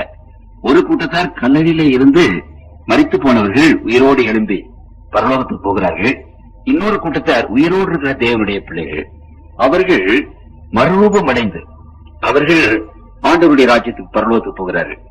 இந்த பரலோகத்துக்கு போவதற்கு முன்னதாக அவர்களுக்கு பரலோகத்துக்கு போவதற்கு ஏற்ற ஒரு காரியத்தை ஆண்டவர் அங்கு செய்கிறார். அது என்ன என்று திருமறையிலே அநேக இடங்களிலே நமக்கு அங்கே சொல்லப்பட்டிருக்கிறது. தேவனுடைய பிள்ளைகள் பரலோகத்துக்கு போவதற்கு முன்னதாக இந்த மாம்ச உடம்போடு அவர்கள் போக மாட்டார்கள். பின்ன எப்படி அவர்கள் பரலோகத்துக்கு போவார்கள் என்று திருமறை நமக்கு விசேஷமாக அங்கு சொல்லுகிறது. 1 கொரிந்தியர் 15ஆம் அதிகாரத்திலே நான் வாசிக்கிறேன் 51. நன்றாக கவனிங்கள், அந்த கனெக்ஷன் இருக்கிறது பாருங்க, எப்படி கனெக்ஷன் இருக்கிறது என்று. இதோ ஒரு ரகசியத்தை உங்களுக்கு அறிவிக்கிறேன். நாம் எல்லாரும் நித்திரை அடைவதில்லை, ஆகிலும் கடைசி காலம் பாருங்க, ஆண்டவர் எக்கால சத்தத்தோடு வருவார் என்று நான் வாசித்தேன். இந்த இடத்துல இந்த எக்கால சத்தத்தை நாம் பார்க்கிறோம். கடைசி எக்காலம் துணிக்கும் போது ஒரு நிமிஷத்திலே, ஒரு இமைப்பொழுதிலே நாம் எல்லாரும் மறுரூபமாக்கப்படுவோம். மறுரூபம், இந்த மாமிச உருவம் அல்ல, வேறு ஒரு உருவம் நமக்கு வரும். அது எப்படிப்பட்ட உருவம் என்று அங்கே சொல்லுகிற எக்காலம் துணிக்கும். அப்பொழுது மரித்தோர் அழிவில்லாதவர்களாக இருந்திருப்பார்கள். நாமும் மறுரூபமாக்கப்படுவோம். அழிவுள்ளதாக இது அழியாமையும், சாவுக்கு ஏதுவாக இது சாபாமையும் கருத்து கொள்ள வேண்டும். பாத்தீங்களா? அப்படியானால் இந்த சரீரம் அழியாத ஒரு சரீரமாக எழுந்திருக்கும், சாவி இல்லாத ஒரு சரீரமாக எழுந்திருக்கும். ஒரு இமைப்பொழுதிலே அது நடக்கும் என்று ஆண்டவர் அங்கு சொல்கிறார். பிலிப்பியர் நிருபத்திலே இதை குறித்து ஆண்டவர் பேசும்போது பிலிப்பியர் 3ஆம் அதிகாரத்திலே 20வது வசனத்தை வாசிக்கிறேன். பிலிப்பியர் 3:20. நம்முடைய குடியிருப்போ, நம்முடைய சிட்டிசன்ஷிப்போ பரலோகத்தில் இருக்கிறது என்று ஆண்டவர் சொல்கிறார். அங்கே இருந்து கர்த்தராகி இருக்கிற இயேசு கிறிஸ்து எனும் ரட்சகரை எதிர்பார்த்துக் கொண்டிருக்கிறோம். அவர் எல்லாவற்றையும் தமக்கு கீழ்ப்படுத்திக் கொடுத்தக்க தம்முடைய வல்லமையான செயலின்படியே தம்முடைய அற்பமான சரீரத்தை தம்முடைய மகிமையான சரீரத்திற்கு ஒப்பாக மறுரூபப்படுத்துவார். இந்த அற்பமான சரீரம் இதை தம்முடைய மகிமையான சரீரத்திற்கு ஒப்பாக மறுரூபப்படுத்துவார். திருமறையில விசேஷமாக ஆண்டவரை எதிர்பார்த்துக் கொண்டிருக்கிற அந்த பிள்ளைகளை பற்றி ஆண்டவர் பேசும்போது 1 யோவான் 3ஆம் அதிகாரம் 2வது வசனத்திலே நான் வாசிக்கிறேன்.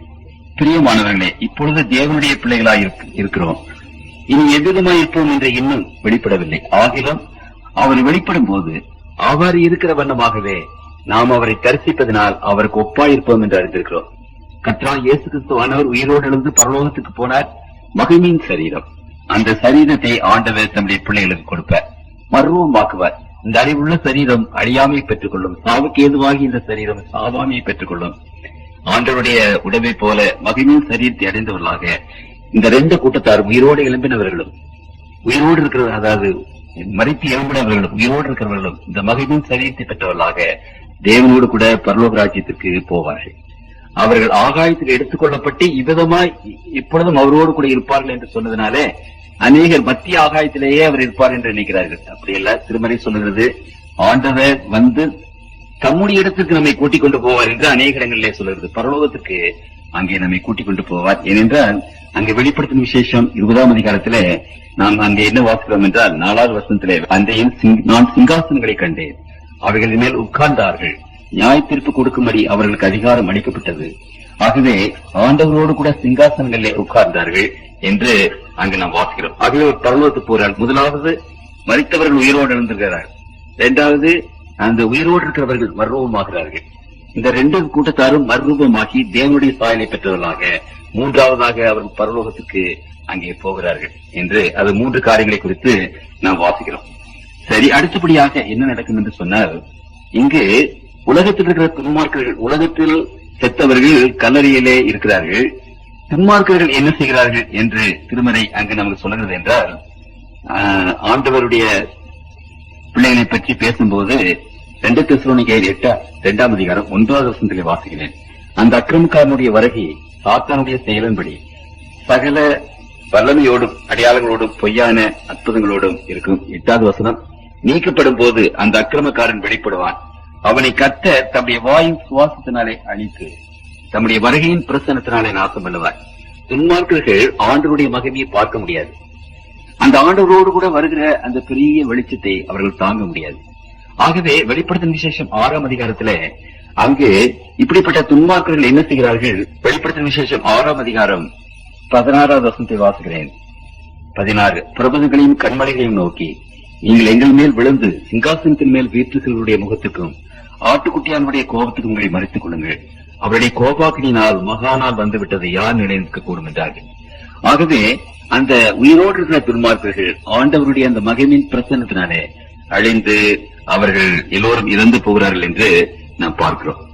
அப்படியானால் இந்த உலகத்தில் என்ன நடக்கிறது? கர்த்தருக்குள் பிரியமானவர்களே, எந்த மக்களும் இல்லை, யாரும் உயிரோடு கிடையாது.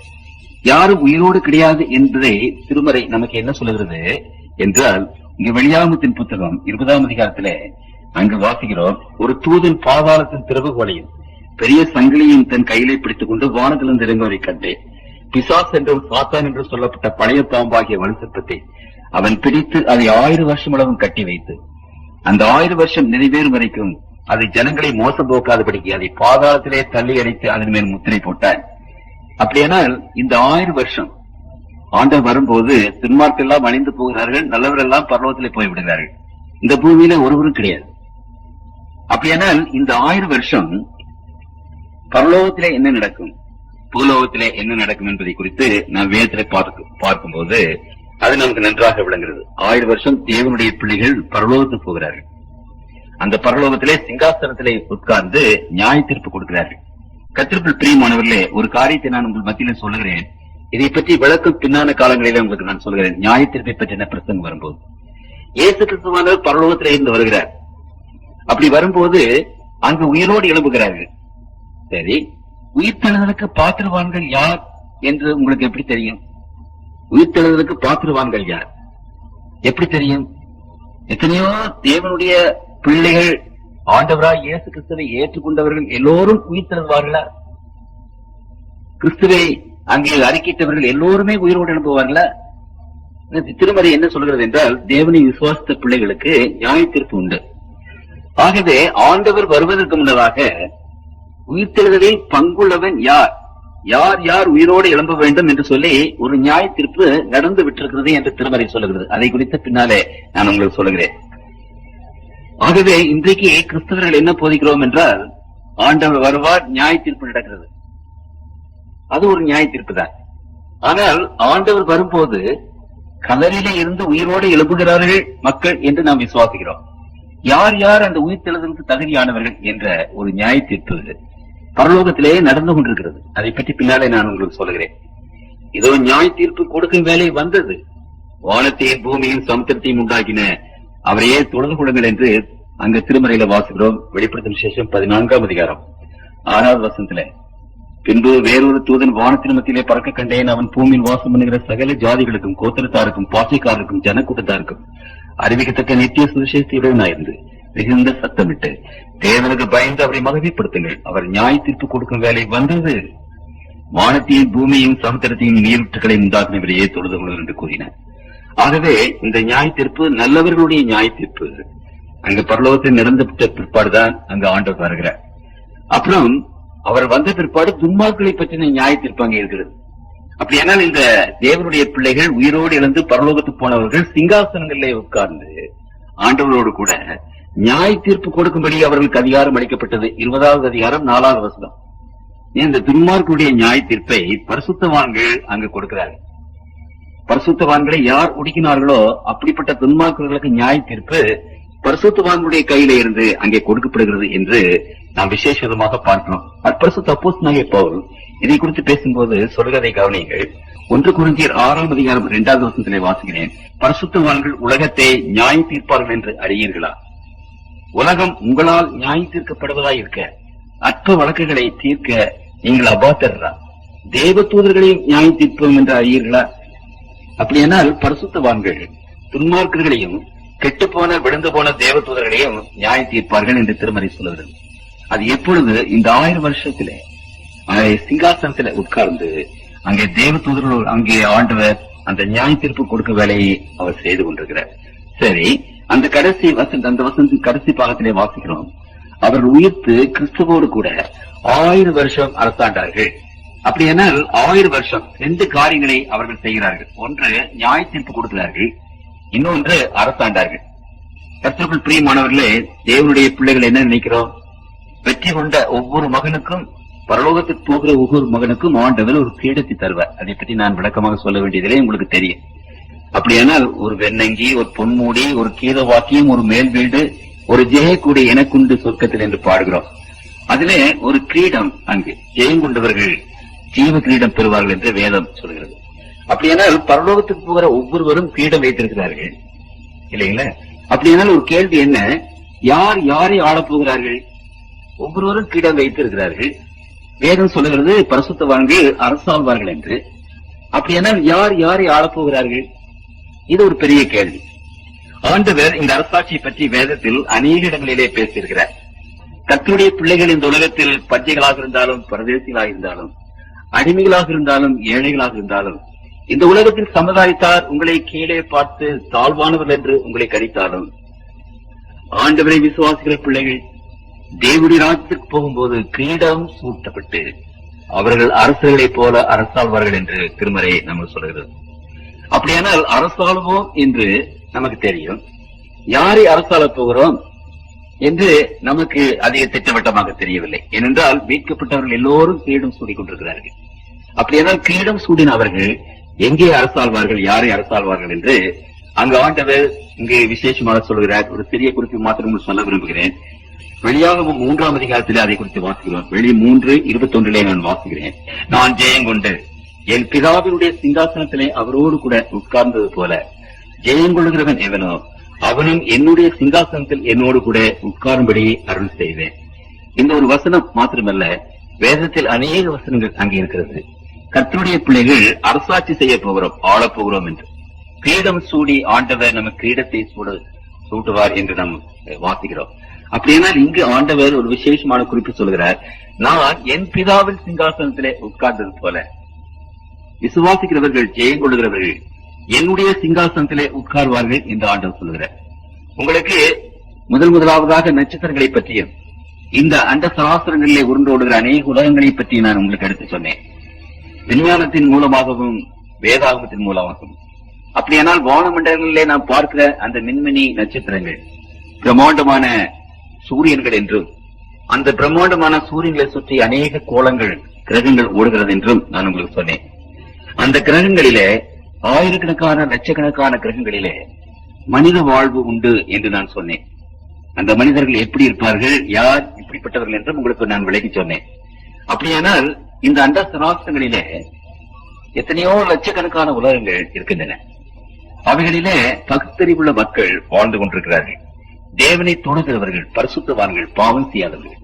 இந்த ஒரு உலகம் மாத்திரம்தான் ஐசோலேஷன் வார்டு மாதிரி ஆண்டவர் இதை ஒதுக்கி வைத்திருக்கிறார். ஏனென்றால் பாவம் என்ற வியாதி இந்த உலகத்தில் இருக்கிறது. இந்த பாவம் என்ற வியாதி வந்ததுனாலே ஆண்டவர் இந்த அண்ட சராசரத்தில் இதை ஒரு தொத்து நோய் வார்டு என்று ஒதுக்கி வைத்து விட்டார். ஆகவே மற்ற உலகத்தின் மக்கள் இந்த உலகத்துக்கு வரக்கூடாது, இந்த உலகத்தின் மக்கள் மற்ற உலகத்துக்கு போகக்கூடாது. அதை பற்றி உங்களுக்கு நான் சொன்னேன். இந்த பாவ வியாதி இங்கே இருந்து கொண்டிருக்கிறது, அது மற்ற உலகத்துக்கும் பரவிவிடும். அப்பொழுது என்ன செய்வது? கர்த்தருக்குள் பிரியமானவர்களே, ஆகவே மற்ற உலகங்கள் எல்லாம் இருக்கிறது. இந்த உலகங்களை எல்லாவற்றையும் ஆளுகிற ஒரு சிங்காசனம் தான் ஆண்டவராகிய இயேசு கிறிஸ்துவினுடைய சிங்காசனம். கர்த்தராகிய இயேசு கிறிஸ்து பிதாவுடைய சிங்காசனத்தில் உட்கார்ந்து இந்த அண்ட சராசரங்கள் எல்லாவற்றையும் ஆளுகிறார். கோடான கோடி உலகங்கள் அவருடைய ஆட்சியில இருக்கின்றன. அப்படியானால் இந்த திருமறை நமக்கு என்ன வாக்குத்தத்தம் கொடுக்கிறது? ஜெயங்கொள்ளுகிறவன் எவனோ அவனுக்கு என்னுடைய சிங்காசனத்திலே உட்காரும்படி அருள் செய்வேன் என்று ஆண்டவர் சொல்கிறார். அதனுடைய பொருள் என்ன? கர்த்தருடைய பிள்ளைகள் இயேசு கிறிஸ்துவுடைய சிங்காசனம், the throne of the universe, இந்த அண்ட சராசரங்களின் சிங்காசனம். அந்த சிங்காசனத்திலே கர்த்தருடைய பிள்ளைகள் உட்கார்ந்து ஆண்டவரோடு கூட வைஸ்ராயாக, சிற்றரசர்களாக, சிற்றரசிகளாக மற்ற உலகங்களை நாம் அரசாள போகிறோம். ஒருவேளை ஆண்டவர் உங்கள் ஒவ்வொருவருக்கும் ஒரு உலகத்தை தருவாரா, அல்லது 5 உலகத்தை தருவாரா, அது 10 உலகத்தை தருவாரா? இந்த உலகத்தில் நாம் ஒருவேளை 1 கோடி மக்கள் மீட்கப்பட்டு போனாலும் கூட இந்த 1 கோடி மக்களுக்கும் அநேக உலகங்களை தருவதற்கு அத்தனை உலகங்கள் இந்த பிரபஞ்சத்தில் இருக்கின்றன. ஒரு இடத்துல ஆண்டவர் சொன்னார், 10 தாலந்து, 5 தாலந்து, 2 தாலந்தை அங்கே கொடுக்கிறேன் என்ற உவமையிலே ஆண்டவர் சொன்னார், நீ 5 தாலந்தை எடுத்து உபயோகித்து இன்னொரு 5 தாலந்தை நீ கொண்டு வந்தபடினாலே, இந்த கொஞ்சத்தில் நீ உண்மையா இருந்தபடினாலே உனக்கு 5 பட்டணங்களுக்கு உன்னை அதிபதியாக்குவேன் என்று சொன்னார். இன்னொரு உன்னை பார்த்து சொன்னார், நீ 10 தாலந்தை வைத்து அதை சரியானபடி உபயோகித்ததுனாலே உனக்கு 10 பட்டணங்களுக்கு அதிபதியாக்குவேன் என்று சொன்னார். இந்த கதை ஒரு வெரி இன்ட்ரெஸ்டிங்கான ஸ்டோரி. இது ரொம்ப உற்சாகமான ஒன்று. அந்த எபிரேய கிரேக்க மொழிகளை நாங்கள் படித்திருக்கிறோம். அந்த கிரேக்க மொழி எபிரேய மொழிகளிலே இதை நீங்கள் பார்க்கும்போது 10 பட்டணங்கள் என்று அங்கு சொல்லும் போது அது உண்மையான அதனுடைய அர்த்தம் என்னவென்றால் 10 ஸ்டார் சிட்டி, நட்சத்திர பட்டணங்கள் என்று அதற்கு பொருள். இந்த இவைகளை நீங்கள் ஒத்து பார்த்தீர்களானால் பரலோகத்தில் ஆண்டவருடைய பிள்ளைகள் சிங்காஸ் அங்கே போய் பரலோகத்துக்கு போகும்போது 2 காரியங்களை செய்வோம். ஒன்று, துன்மார்க்கர்களையும் கெட்டு போன தேவதூதர்களையும் நியாயம் தீர்ப்போம் ஆண்டவரோடு கூட சேர்ந்து. இன்னொன்று, மற்ற உலகங்களை அரசாளுகிற ஒரு சிங்காசனத்தை கர்த்தர் தம்முடைய பிள்ளைகளுக்கு கொடுப்பார். அந்த 1000 வருஷத்திலே கர்த்தருடைய பிள்ளைகளை ஆண்டவர் கூட்டிக் கொண்டு போய் எந்தெந்த உலகங்களுக்கு நம்மை அரசராக வைக்கிறோம் என்று காட்டி அந்த உலகங்களிலே நமக்கு மகுடாபிஷேகம் செய்து அந்த உலகங்களில் இருக்கிற தேவனுடைய பிள்ளைகளுக்கு நம்மை அரசராக வைப்பார். இயேசு கிறிஸ்துவோடு கூட சேர்ந்து இந்த அண்ட சராசரங்களை என்றைக்கும் ஆளுகிற ஒரு அரசாட்சியை கர்த்தர் தம்முடைய பிள்ளைகளுக்கு கொடுக்கிறார். இந்த உலகத்தின் சிங்காசனமா, ஒருவேளை ஒரு மாகாணத்தினுடைய சிங்காசனமா, ஒருவேளை ஒரு டிஸ்ட்ரிக்டினுடைய சிங்காசனமா, ஒருவேளை ஒரு தாசில்தாரா, ஒரு கலெக்டரா, அல்லது ஒரு எம்பியா, அல்லது ஒரு எம்எல்ஏவா, அல்லது ஒரு பிரசிடென்ட் ஆஃப் த நேஷன், அப்படியா? கர்த்தருக்குள் பிரியமானவர்களே, இந்த சிறிய காரியங்கள் எல்லாம் ஆண்டவர் கொடுக்கிற அந்த மகத்தான காரியங்களுக்கு முன்பாக என்றைக்குமே நிற்பதில்லை. இன்றைக்கு மக்கள் ஆர்வத்தோடும் ஆசையோடும் தங்களுடைய வாழ்நாள் முழுவதுமாக இப்படிப்பட்ட பொசிஷனுக்காக, ஒரு உத்தியோகத்துக்காக இன்னைக்கு பிரயாசப்பட்டுக் கொண்டிருக்கிறார்கள். ஆனால் கர்த்தருடைய பிள்ளைகளுக்கு ஆண்டவர் வைத்திருக்கிறதை திருமறை சொல்லுகிறது, நம்முடைய கண்களால் பார்க்கவும் இல்லை, காதுகளால் கேட்கவும் இல்லை, நம்முடைய சிந்தனைகளினாலே அதை சிந்தித்து கூட நாம் பார்க்க முடியாது. It's beyond our imagination. நம்முடைய கற்பனைக்கு எட்டாத பெரிய காரியங்களை கர்த்தர் தம்முடைய பிள்ளைகளுக்கு வைத்திருக்கிறார். அந்த காரியத்துல ஒன்றுதான் மற்ற உலகங்களை அரசாட்சி செய்கிற ஒரு அரசர்களாக ஆண்டவர் தம்முடைய பிள்ளைகளை ஆக்கப் போகிறார். அந்த நாட்டுக்கு போகிறார். திருமறை என்ன சொல்கிறது என்று சொன்னால், நாம் மீட்கப்பட்ட பிற்பாடு நாம் உண்டாக்கப்பட்ட போது தேவ தூதர்களை விட சற்று சிறியவர்களாக நாம் உண்டாக்கப்பட்டோம். ஆனால் ஆண்டவர் நம்மை மீட்கும் போது திருமறை நமக்கு விசேஷமாக என்ன சொல்கிறது, நாம் தேவ தூதர்களை போல இருப்போம் என்று சொல்கிறது. பின்னான பிரசங்கத்தில் அதற்கு நான் விளக்கம் கொடுக்கிறேன். அப்படியானால் நாம் தேவ தூதர்களை போல இருப்போம். அந்த தேவ தூதர்களை போல மகா வல்லமையும், தேவ தூதர்களை போல மகா அறிவும் ஞானம் உள்ளவர்களாக இருப்போம். மற்ற உலகத்தின் மக்களை நாம் ஆட்சி செலுத்தும் போது கர்த்தருக்குள் பிரியமானவர்களே, நாம் இப்படிப்பட்ட ஒரு அறிவும் ஞானமும் புத்தியும் உள்ளவர்களாக நாம் இருக்க வேண்டும் என்று ஆண்டவர் அங்கு விசேஷ விதமாக இந்த ஸ்லாக்கியத்தை தம்முடைய பிள்ளைகளாகி நமக்கு கொடுக்கிறார். சங்கீதம் 8 நான் வாசிக்கிறேன், 4வது வசனம். மனுஷனை நீர் நினைப்பதற்கும் மனுஷகுமாரனை நீர் விசாரிப்பதற்கும் அவனை இம்மாத்திரம் என்றேன். நீர் அவனை தேவ தூதரிலும் சற்று சிறியவனாக்கினீர், மகிமையினாலும் கனத்தினாலும் அவனை முடிசூட்டினீர் என்று அங்கே பார்க்கிறோம். நாம் உண்டாக்கப்பட்ட போது தேவ தூதர்களுடைய சற்று சிறியவராக உண்டாக்கப்பட்டோம். ஆனால் நாம் மீட்கப்படும் போது வேதம் அநேக இடங்களிலே சொல்கிறது. அதை நான் ஒரு வசனத்தை மாத்திரம் உங்களுக்கு நான் வாசிக்க விரும்புகிறேன். மத்தேயு 22:30. உயிர்த்தெழுதலில் கொள்வனையும் கொடுப்பனையும் இல்லை, அவர்கள் பரலோகத்திலே தேவ தூதரை போல் இருப்பார்கள். தேவ தூதர்களுக்கு சமமாக நாம் இருப்போம். அப்படியானால் அந்த தேவ தூதர்களுக்கு ரெக்கை இருக்கிறது, அவர்கள் பறந்து போகிறார்கள். ஒரு வினாடியிலே கோடிக்கணக்கான மைல் பறக்கக்கூடிய ஆற்றல் அவர்களுக்கு இருக்கிறது. மனிதன் மீட்கப்பட்ட பிற்பாடு மற்ற உலகங்களுக்கு ஆண்டவர் அவரை அரசனாக்கின பிற்பாடு அப்படிப்பட்ட ஒரு கிருபையும் ஆண்டவர் தம்முடைய பிள்ளைகளுக்கு கொடுக்கிறார். ஏசாயா 40ஆம் அதிகாரம் 30வது வசனத்திலே வாசிக்கிறேன். 30வது வசனம். இளைஞர்கள் இளைப்படைந்து சோர்ந்து போவார்கள், வாலிபரும் இடையே விடுவார்கள். கர்த்தருக்கு காத்திருக்கிறவர்களோ புது பலன் அடைந்து கழுகுகளைப் போல செட்டைகளை அடித்து எழுப்புவார்கள். அவர்கள் ஓடினாலும் இளைப்படையார்கள், நடந்தாலும் சோர்ந்து போவார்கள். கழுகுகளைப் போல செட்டைகளை அடித்து எழுப்புவார்கள் என்று வேதம் சொல்லுகிறது. இந்த ஒரு இடத்தில் மாத்திரமல்ல, அநேக இடங்களிலே அதை ஆண்டவர் சொல்லுகிறார். ஆகவே அந்த தேவ தூதர்களைப் போல நமக்கு செட்டை முளைக்கும், நாமும் பறந்து போய் மற்ற உலகங்களை அரசாளுகிற அந்த ஆட்சியை ஆண்டவர் தம்முடைய பிள்ளைகளுக்கு தருவார் என்று நாம் பார்க்கிறோம். கர்த்தருக்குள் பிரியமானவர்களே, ஆண்டவருடைய பிள்ளைகளை ஆண்டவர் இதோ அந்த 1000 வருஷத்துல நம்மை இந்த அரசாட்சி கொடுப்பது மாத்திரமல்ல, இந்த உலகத்தில் மற்ற உலகங்களுக்கு நம்மை கூட்டிக் கொண்டு போக போகிறார். ஆட்டுக்குட்டியானவர் போகிற இடம் முழுவதும் கர்த்தருடைய பிள்ளைகள் பின்பற்றி அங்கே போவார்கள் என்று திருமறை அங்கு விசேஷ விதமாக அங்கு சொல்கிறது. இந்த 1000 வருஷ அரசாட்சியை பற்றி வெளி 7ஆம் அதிகாரம் 15வது வசனம், ஆகையால் இவர்கள் தேவனுடைய சிங்காசனத்துக்கு முன்பாக இருந்து இரவும் பகலும் அவருடைய ஆலயத்தில் அவரை சேவிக்கிறார்கள். சிங்காசனத்தின் மேல் வீற்றிருக்கிறவர் இவருக்குள்ளே வாசமாயிருப்பார். இவர்கள் இனி பசியடைவதும் இல்லை, இனி தாகமடைவதும் இல்லை, வெயிலாவது உஷ்ணமாவது இவர்கள் மேல் படுவதும் இல்லை. சிங்காசனத்தின் மத்தியில் ஆட்டுக்குட்டியானவரே இவர்களை மேய்த்து இவர்களை ஜீவ தண்ணீரோடு ஊற்றண்டைக்கு நடத்துவார். தேவன் தாமே இவருடைய கண்ணீர் யாவையும் துடைப்பார் என்று அங்கு விசேஷ விதமாக ஆண்டவர் இந்த பிள்ளைகளை பற்றி சொல்லுகிறார்.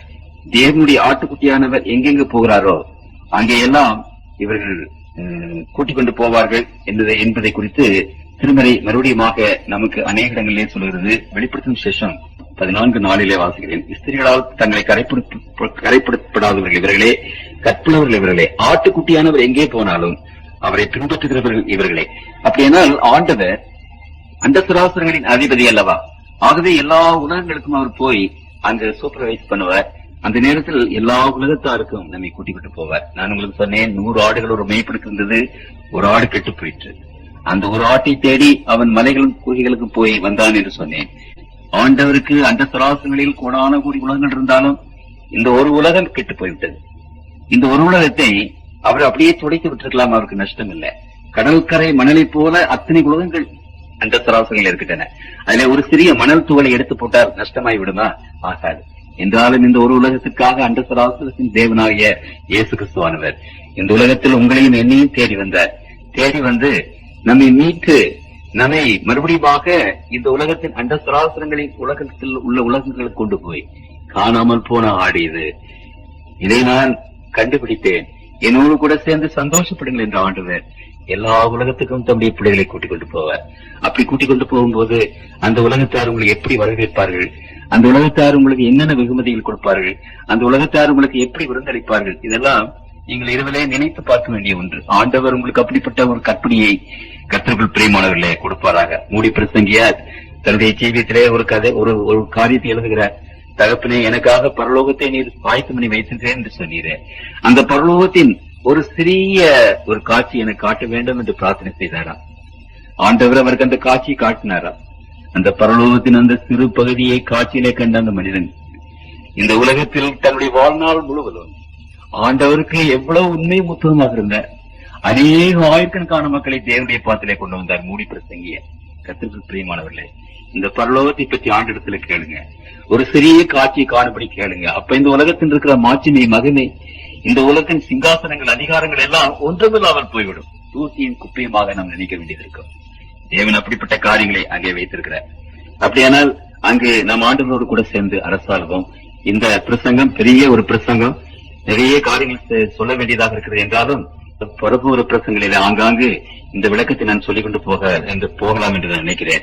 பரலோகத்திலே அப்படிப்பட்ட ஒரு சூழ்நிலை, சரி பூமியிலே எப்படிப்பட்ட ஒரு சூழ்நிலை? கர்த்தருக்குள் பிரியமானவர்களே, சிலர் என்ன நினைக்கிறார்கள் என்றால், பூமியிலே 1000 வருஷ அரசாட்சி இருக்குன்னு நினைக்கிறார்கள்.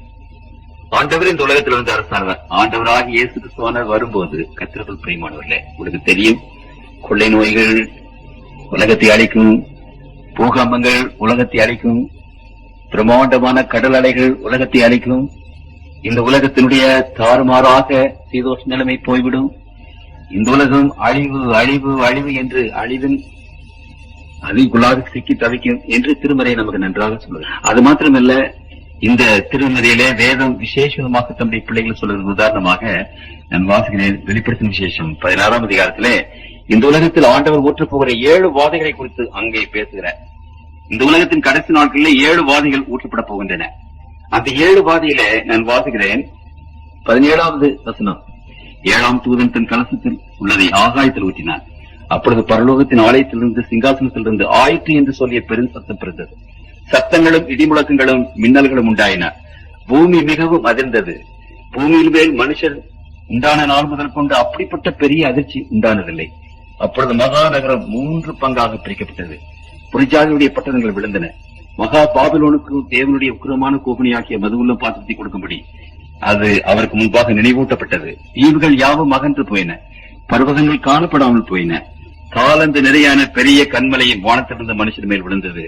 அந்த கண்மலையினால் உண்டான வாதி நிமித்த மனுஷர்கள் தேவனை தூசித்தார்கள். இப்படிப்பட்ட ஒரு சூழ்நிலை. இன்னும் எரேமியா தீர்க்கதரிசி இதை குறித்து பேசும்போது ரொம்ப விளக்கமாக பேசுகிறார்.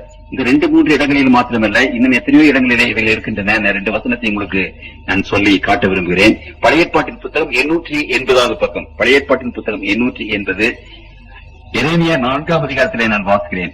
23வது வசனத்தை வாசிங்க. 23, பூமியை பார்த்தேன், அது ஒழுங்கின்மையும் வெறுமையுமாயிருந்தது. வானங்களை பார்த்தேன், அவைகளுக்கு ஒளி இல்லாதிருந்தது. பர்வதங்களை பார்த்தேன், அவைகள் அதிர்ந்தன, எல்லா குன்றுகளும் அசைந்தன. பின்னும் நான் பார்க்கும்போது மனுஷன் இல்லை, ஆகாயத்து பறவைகள் எல்லாம் பறந்து போயின. பின்னும் நான் பார்க்கும்போது கர்த்தராலும் அவருடைய புறத்தாலும் வயதில வனாந்தரமாயிற்று. அதன் பட்டணங்கள் இடிந்து போயின, தேசமெல்லாம் பாழாய் போகும், ஆகிலும் சர்வ சங்காரம் செய்யேன் என்று கர்த்தர் சொல்கிறார். அப்படின்னா இப்படிப்பட்ட ஒரு சூழ்நிலை பூமியில. நான் உங்களுக்கு நேற்று சொன்னேன், ஆண்டவர் வரும்போது வானங்கள் மடமடை என்று அகன்று போகும் என்று சொன்னேன். இந்த ஆகாய மண்டலம் 100 மைலுக்கு இருக்கிற அந்த காற்று மண்டலம் அங்கே உடைந்து, அங்கே பிரிந்து ஒரு புத்தக சுருள் சொட்டப்பட்டதை போல போய்விடும் என்று ஆண்டவர் சொல்கிறார். அப்படி அது உடையும் போது பிரம்மாண்டமான வெளிச்சம் உண்டாகும், பெரிய சத்தம் உண்டாகும் என்று உங்களுக்கு நான் சொன்னேன். ஆகவே ஆகாய மண்டலம் போய்விட்டால் சூரியனுடைய ஒளி கதிர் இந்த உலகத்திற்கு வராது. இந்த உலகம் ஒரு காரிருளாக இருக்கும். இங்கு பார்க்கிறோம் பிரம்மாண்டமான பூமி அதிர்ச்சி. அந்த பூமி அதிர்ச்சினாலே பட்டணங்கள் எல்லாம் இடிந்து விழுந்தன என்று வேதம் சொல்கிறது. அங்கே எல்லாம் வனாந்தரமாயிற்று, பயிர் நிலமெல்லாம் வனாந்தரமாயிற்று. ஆண்டவருடைய வருகையில துன்மார்கள் எல்லாம் அழிந்து போனார்கள். அப்படியான இந்த உலகத்தில என்ன இருக்கும்? இருளான உலகமாகிவிட்டது. ஆதியிலே எப்படி உலகத்தை சிருஷ்டிக்கும் போது அது வெறுமையும் அது ஒழுங்கற்றதுமாக இருந்ததோ அதே ஒரு நிலைமைக்கு இந்த உலகம் வந்துவிடும். உலகத்திலே மனுஷன் இல்லை, யாருமே கிடையாது, இருள் மூடி கிடக்கிறது. இந்த உலகம் ஆண்டவருடைய வருகைக்கு முன்னதாக பயங்கரமான பூமி அதிர்ச்சி, பயங்கரமான இடி மின்னல்கள், இப்படிப்பட்டவை நடக்கிறது. அதுக்கு முன்னாடி இங்கே உலகத்திலே மக்கள் யுத்தங்கள் செய்து இந்த உலகத்தை பாழாக்கி கொண்டிருக்கிறார்கள். இப்படிப்பட்ட சூழ்நிலையில கர்த்தருக்குள் பிரியமானவர்களே, இந்த உலகமானது அங்கு வெறுமையாக இருக்கிறது, இந்த உலகமானது இருளாக இருக்கிறது, இந்த உலகம் பாழடைந்து வனாந்தரம் போல ஆகிவிட்டது என்று வேதம் சொல்லுது. அப்படியான இந்த வனாந்தரமான உலகத்திலேயே 1000 வருஷம் அரசாட்சி, சமாதானமான அரசாட்சி, அதை நீங்கள் சற்று சிந்தித்து நீங்கள் பார்க்க வேண்டும். கர்த்தருக்குள் பிரியமானவர்களே, இப்படிப்பட்ட சூழ்நிலை உலகத்திலே. அப்ப இந்த உலகத்தில் யார் இருப்பார்கள்? பிசாசானவனுடைய தூதர்களும் தான் இருப்பார்கள். மனிதர்கள் ஒருவர் இருக்க மாட்டார்கள். 1000 வருஷம் பிசாசுக்கு விடுமுறை. அந்த 1000 வருஷம் தான் செய்தவைகளை அந்த பிசாசு நினைத்து அவன் ஒருவேளை என்ன செய்வானோ நமக்கு தெரியாது. ஆனால் பூமி இந்த 1000 வருஷத்துல பயங்கரமாக குலைந்து போய் அழிந்து போய் கிடக்கும் என்று திருமறை சொல்லுகிறது. பரலோகத்தில் உள்ளவர்கள் அங்கே என்ன செய்வார்கள் என்றால் தேவனோடு கூட அங்கே இருப்பார்கள் என்று உங்களுக்கு நான் எடுத்து சொன்னேன். சரி, அந்த 1000 வருஷம் முடிவுல என்ன நடக்கிறது என்பதை திருமறை நமக்கு சொல்லுகிறது. நான் சீக்கிரமாக அவைகளை உங்கள் மத்தியிலே நான் வைக்க விரும்புகிறேன். வெளியாகமன் புத்தகம் 20ஆம் அதிகாரத்திலே 5வது வசனம், மரணம் அடைந்த மற்றவர்கள் அந்த 1000 வருஷம் முடியும் அளவும் உயிரடையவில்லை. அப்படியானால் இந்த 1000 வருஷம் முடியும் போது துன்மார்க்கர்கள் எல்லாரும், செத்து போன எல்லோரும் உயிரோடே எழும்புவார்கள். 7வது வசனத்தை பாருங்க. அங்கே ஆண்டவர் சொல்கிறார், அந்த 1000 வருஷம் முடியும் போது சாத்தான் தன் காவல் இருந்து விடுதலையாகி. ஏன் விடுதலையாகிறா? அவனுக்கு சங்கிலி போட்டு கட்டிடுது என்று வேதம் சொல்கிறதே. அப்படின்னு என்ன? The chain of circumstance, அதாவது சூழ்நிலைகளுடைய செயின். சாத்தானுடைய வேலை என்ன? எல்லாரையும் ஏமாற்றுவது. இப்பொழுது ஆண்டவர் வரும்போது நல்லவர்கள் பரலோகத்து போய் விடுகிறார்கள், துன்மார்க்கர்கள் அழிந்து போகிறார்கள். ஏமாற்றுவதற்கு யாரும் இல்லை. அதனால கட்டிப்புட்டவன் மாதிரி அவன் அங்கே இருக்கிறான். அதைத்தான் கட்டினான் என்று சங்கிலிலே கட்டினான் என்று அங்கே சொல்லப்பட்டிருக்கிறது. இப்போ 1000 வருஷம் முடிவுல துன்மார்கள் யாவரும் உயிரோடு எழுந்துட்டாங்க. இப்போ சாத்தானுக்கு வேலை வந்து விட்டது. ஆகவே அவன் என்ன செய்கிறான் என்றால் அவன் சங்கிலி அறுந்து போயிற்று. அவன் மீட்கப்பட்டவனாக என்ன செய்கிறான்? 8வது வசனம், பூமி 4 திசைகளிலும் உள்ள ஜாதிகளாகிய கோகையும் மாகோகையும் மோசம் போக்கும் படிக்கும், அவர்களை யுத்தத்திற்கு கூட்டிக் கொள்ளும் படிக்கும் புறப்படுவான். அவருடைய தொகையை கடற்கரை மணலாத்தினையாயிருக்கும். 9, அவர்கள் பூமியெங்கும் பரம்பி பரிசுத்தவான்களுடைய பாளையத்தையும் பிரியமான நகரத்தையும் வளைந்து கொண்டார்கள். அப்பொழுது தேவனால் வானத்திலிருந்து அக்கினி இறங்கி அவர்களை பச்சித்து போட்டது. அந்த துன்மார்க்கர்கள் எழும்பி யுத்தம் செய்வார்கள். அங்கு தேவனுடைய பரிசுத்தவானுடைய பாளையத்தை அவர்கள் வளைந்து கொண்டார்கள் என்று அங்கே இருக்கிறது. பரிசுத்தவானுடைய பாளையம் அங்கு எங்கே இருந்தது? 21வது அதிகாரம், வெளிப்படுத்தும் விசேஷம் 21ஆம் அதிகாரத்திலே அங்கு 2வது வசனத்திலே வாசிக்கிறேன். யோவானாகிய நான் புதிய எருசலேமாகிய பரிசுத்த நகரத்தை தேவனிடத்திலிருந்து பரலோகத்தை விட்டு இறங்கி வர கண்டேன். அது தன் புருஷனுக்காக அலங்கரிக்கப்பட்ட மணவாட்டியை போல ஆயத்தமாக்கப்பட்டிருந்தது. அப்படியானால் இந்த பரிசுத்த எருசலேம், புதிய எருசலேம் என்ற நகரம் பரலோகத்திலே தேவனுடைய பிள்ளைகளுக்காக ஆண்டவர் கட்டி வைத்திருக்கிறார். நான் ஒரு ஸ்தலத்தை உங்களுக்கு ஆயத்தம் பண்ண போகிறேன் என்று சொன்னாரே, நமக்கு என்று ஆண்டவர் ஒரு நகரத்தை ஆயத்தம் பண்ணியிருக்கிறார். அந்த நகரத்தை ஆண்டவர் பூலோகத்திலே கொண்டு வர போகிறார். அது எப்படிப்பட்ட நகரம், எவ்வளவு பெரியது, என்ன கர்த்தருக்குள் பிரியமானவர்களே, அந்த நகரம் பூமியிலே வருகிறது. சகரியா தீர்க்கதரிசி இதை குறித்து பேசும்போது என்ன சொல்கிறார் என்றால், சகரியா 14:4 வாசிக்கிறேன்.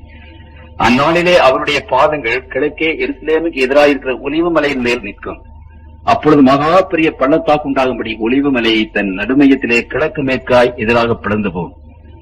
அதிலே ஒரு பாதி வடப்பக்கத்திலும் ஒரு பாதி தென்பக்கத்திலும் சாயும். ஆண்டவர் 2வது முறை வரும்போது உலகத்தில் கால் வைக்க மாட்டார். அதை உங்களுக்கு நேற்று சொன்னேன். அவர் ஆகாயத்தில் இருந்து கொண்டு தேவ தூதர்களை அனுப்பி தேவனுடைய பிள்ளைகளை கூட்டி சேர்த்து அப்படியே பரலோகத்துக்கு போய் விடுவார். இப்பொழுது அவர் 1000 வருஷம் கழித்து 3வது முறையாக இந்த உலகத்திற்கு வருகிறார். அந்த 3வது முறையாக எல்லா தேவ தூதர்களோடு மட்டுமல்ல, இங்கிருந்து உயிரோடு எழுப்பி போன பரிசுத்தவான்கள், அந்த பரிசுத்தவான்கள் இருக்கிற இடம் புதிய எருசலேம் என்ற ஒரு பட்டணத்தை ஆண்டவர் நிர்மாணித்திருக்கிறார். அந்த எருசலேம் அதுதான் பரிசுத்தவான்களுடைய பாளையம், பரிசுத்தவான்களுடைய இடம், நகரம். அந்த நகரம் பரலோகத்திலே இருந்து பூமிக்கு அப்படியே வருகிறது. வந்து ஒலிவ மலையின் மேலே அது தொடும். அந்த மலை 2ஆக பிளந்து அந்த நகரத்திற்கு இடம் கொடுக்கும். 375 மைல் நீளம், 375 மைல் அகலம் உள்ள புதிய எருசலேம் பட்டணம். அப்படியானால் அந்த பட்டணத்திலே பரிசுத்தவான்கள் இருப்பார்கள். எல்லா உயிரோடு எழுந்த பரிசுத்தவான்களும், அங்க மறுரூபமடைந்த பரிசுத்தவான்களும் அங்கே இருப்பார்கள். அப்படியானால் இந்த சாத்தான் எல்லோரும் துன்மார்கள் எல்லோரும் எழுந்திருந்த போது அவனை ஏமாற்றுவான் என்று வேதம் அங்கே சொல்லுகிறது. அவர்களை ஏமாற்றுவான். என்ன ஏமாற்றுவான்? ஆண்டவர் வந்து உங்களை அழித்து போட்டார், உங்களை சாகடித்தார், இப்பொழுது நான் உங்களை உயிரோட எழுப்பி விட்டிருக்கிறேன் என்னுடைய வல்லமையினாலே. செத்து போனவர்களுக்கு நேரமே தெரியாது. அது 1000 வருஷமானாலும் சரி, 10,000 வருஷமானாலும் சரி, அவர்களுக்கு நேரமே தெரியாது. ஆகவே இந்த செத்து போனவர்கள் அவர்கள் எழும்பும் போது 1000 வருஷம் கடந்து விட்டது என்று அவர்களுக்கு தெரியாது. இப்பதான் செத்து போன மாதிரி அவர்களுக்கு தெரியும். ஆகவே சாத்தான் என்ன சொல்லுவான்? ஆண்டவர் வருகையிலே உங்கள் யாவரையும் அழித்து விட்டார், இதோ நான் என்னுடைய வல்லமையினாலே உங்களோட உயிரோடு எழுப்பி விட்டேன் என்று சொல்லுவார். அப்படி சொல்லி எல்லாரையும் என்ன செய்வான் என்றால் தன்னுடைய பக்கத்தில் எடுத்துக் கொள்வார். எடுத்துக்கொண்டு அந்த புதிய எருசலேம் அங்கே பிரம்மாண்டமாக பெரிய வெளிச்சத்தோடு இருக்கிறது, பரிசுத்தவானுடைய பாளையம். அதை பிடித்துக் கொள்வோமானால் நமக்கு எல்லாமே அதில் இருக்கிறது. நாம் இந்த உலகத்தில் சந்தோஷமாக வாழ வேண்டும். ஆகவே நாம் எல்லாருமாக சேர்ந்து அந்த நகரத்தை பிடித்துக் கொள்ள வேண்டும் என்று அந்த உயிரோடு எழுப்பின எல்லா துன்மார்க்கர்களையும், கடற்கரை மனிதர்கள் தனியா இருப்பார்கள், ஆதா முதல் கொண்டு அவர்கள் எல்லாரையும் கூட்டிக் கொண்டு என்ன செய்வான் என்றால் அந்த நகரத்தை பிடிக்கும்படியாக அங்கு போவான் என்று அங்கு சொல்லப்பட்டிருக்கிறது. இந்த நகரத்தை பிடிப்பதற்கு முன்னதாக திருமறையில ஒரு சிறிய ஒரு குறிப்பு அங்கே இருக்கிறது. அந்த குறிப்பை இன்னைக்கு வேத அறிஞர்கள் என்ன நினைக்கிறார்கள் என்றால், நான் வாசிக்கிறேன். ஏசாயா 65ஆம் அதிகாரத்திலே இந்த புதிய வானம் புதிய பூமி பற்றி ஆண்டவர் அங்கு பேசுகிறார். அப்படி பேசும்போது 20வது வசனத்திலே ஒரு சிறிய குறிப்பு இருக்கிறது. அங்கே இனி அற்ப ஆயுசுள்ள பாலகனும் தன் நாட்டில் பூர்ணமாகாத கிழவனும் உண்டாகிறார்கள், 100 வயது சென்று மறிக்கிறவனும் வாலிபன் என்று எண்ணப்படுவார். அந்த உயிரோடு பரிசுத்த அந்த துன்மார்கள் உயிரோடு எழுப்பின பிற்பாடு அந்த நியாய தீர்ப்பு வரைக்கும் வரும் வரைக்கும் அவர்கள் மறிக்க மாட்டார்கள். அப்படி வேதம் சொல்கிறது. நியாய தீர்ப்பிலே அவர்கள் நிற்க வேண்டும். அப்படியானால் அவர்கள் மறுபடியும் நியாய தீர்ப்பிலே நிற்பதற்கு 100 வருடங்கள் அங்கு இடைவெளி இருக்கிறது. ஆகவே இந்த 100 வருடங்கள் பிசாசானவன் அந்த எல்லா மக்கள் மத்தியிலேயும் அந்த பட்டணத்தை பிடிப்பதற்காக ஆயத்தம் பண்ணுவான். அணுகுண்டா, ஹைட்ரஜன் குண்டா நமக்கு தெரியாது. கத்திற்குள் பிரியமானவர்களே, அணுகுண்டு, ஹைட்ரஜன் குண்டு, மெகட்ரோன் பாம், இப்படிப்பட்ட பயங்கரமான கருவிகளை இன்றைக்கு செய்கிறார்கள் மக்கள் சாத்தானுடைய தூண்டுதலினாலே. அந்த அணுகுண்டு செய்ய வேண்டும் என்ற அந்த பெரிய மூளை சாத்தானுடைய மூளை. அது அந்த ஹைட்ரஜன் குண்டை கண்டுபிடித்த அந்த மூளை சாத்தானுடைய மூளை. உங்களுக்கு புரிகிறதா நான் சொல்வது? அல்லது கண்டுபிடிக்கிறது மட்டும் இல்ல, அதை குண்டுகளாக மாற்ற வேண்டும் என்றது சாத்தானுடைய மூளை. அவன் இந்த உலகத்தில் எல்லா விதமான காரியங்களும் தெரியும். பயாலஜி, சுவாலஜி, அணு, எலக்ட்ரானிக், இப்படி எல்லா கலைகளிலும் அவன் தேர்ந்தவன். ஆகவே அவனுக்கு எல்லாமே தெரியும். இந்த உலகத்தில் இந்த பயங்கரமான காரியம் நடப்பதற்கு அவருடைய மூளைதான் ஒத்தாசை செய்கிறது. ஆகவே இந்த மாதிரி பயங்கரமான குண்டுகளை தயாரிப்பான் என்னமோ நமக்கு தெரியாது. 1000 வருஷம் 100 வருஷம் அந்த மனிதன், அந்த சாத்தான் உலகத்தின் மக்களோடு கூட சேர்ந்து அங்கே பெரிய பெரிய சேனாதிபதிகள் இருப்பார். நெப்போலியன் இருப்பார், ஜூலியஸ் சீசர் இருப்பார், பாம்பே இருப்பார், அங்கு ஹனிபால் என்ற பெரிய அவன் இருப்பான். அப்படியே ஹிட்லர், கைசர் வில்ஹம், இப்படிப்பட்ட எல்லா உலகத்தின் பெரிய சேனாதிபதிகள் அங்கே இருப்பார்கள் அவனோடு கூட. ஆகவே எப்படிப்பட்ட ஒரு யுத்தம் அது, எப்படிப்பட்ட ஒரு தந்திரம், போர் தந்திரம், ஒரு போர் ஸ்ட்ராட்டஜி என்று நமக்கு தெரியாது. ஆனால் அவன் போய் அந்த பட்டணத்தை பிடிப்பதற்காக அவன் சூழ்ந்து கொள்ளும் போது திருமறை என்ன சொல்லுகிறது? அப்பொழுது தேவனால் வானத்திலிருந்து அக்கினி இறங்கி அவர்களை பட்சித்து போட்டது. கர்த்தருக்குள் பிரியமான தேவனுடைய பிள்ளைகளே, திருமறை இந்த சாத்தானை பற்றி பேசும்போது ஆண்டவர் விசேஷ விதமாக ஒரு காரியத்தை குறித்து பேசினார். இன்றைக்கு அந்த தேவ தூதர்கள் நம்மை போல உண்டாக்கப்படவில்லை. இந்த தேவ தூதர்கள் நம்மை அக்கினி அழிக்கும்படி அவர்களை அழிக்காது. நம்மை தொடுகிற காரியங்கள் எல்லாம் அவர்களை தொடாது. அவர்கள் எதிலே இருந்து உண்டாக்கப்பட்டவர்கள் தெரியல. அதனால ஆண்டவர் இந்த தேவதூதர், கெட்டு போன தேவதூதர்களை அழிப்பதற்கு ஒரு விசேஷ விதமான ஒரு அக்கினியை உண்டு பண்ணி கொண்டிருக்கிறார் என்று திருமறை அங்கே சொல்லுகிறது. அப்படியானால் அந்த அக்கினி பிசாசையும் அவருடைய தேவதூதர்களை அழிக்கத்தக்கதான அந்த அக்கினி இந்த வானத்திலே இருந்து வரும். வானத்திலே இருந்து வந்து இந்த உலகத்தை முழுவதுமாக ஆண்டவர் அக்னியால் சுட்டரிப்பார்.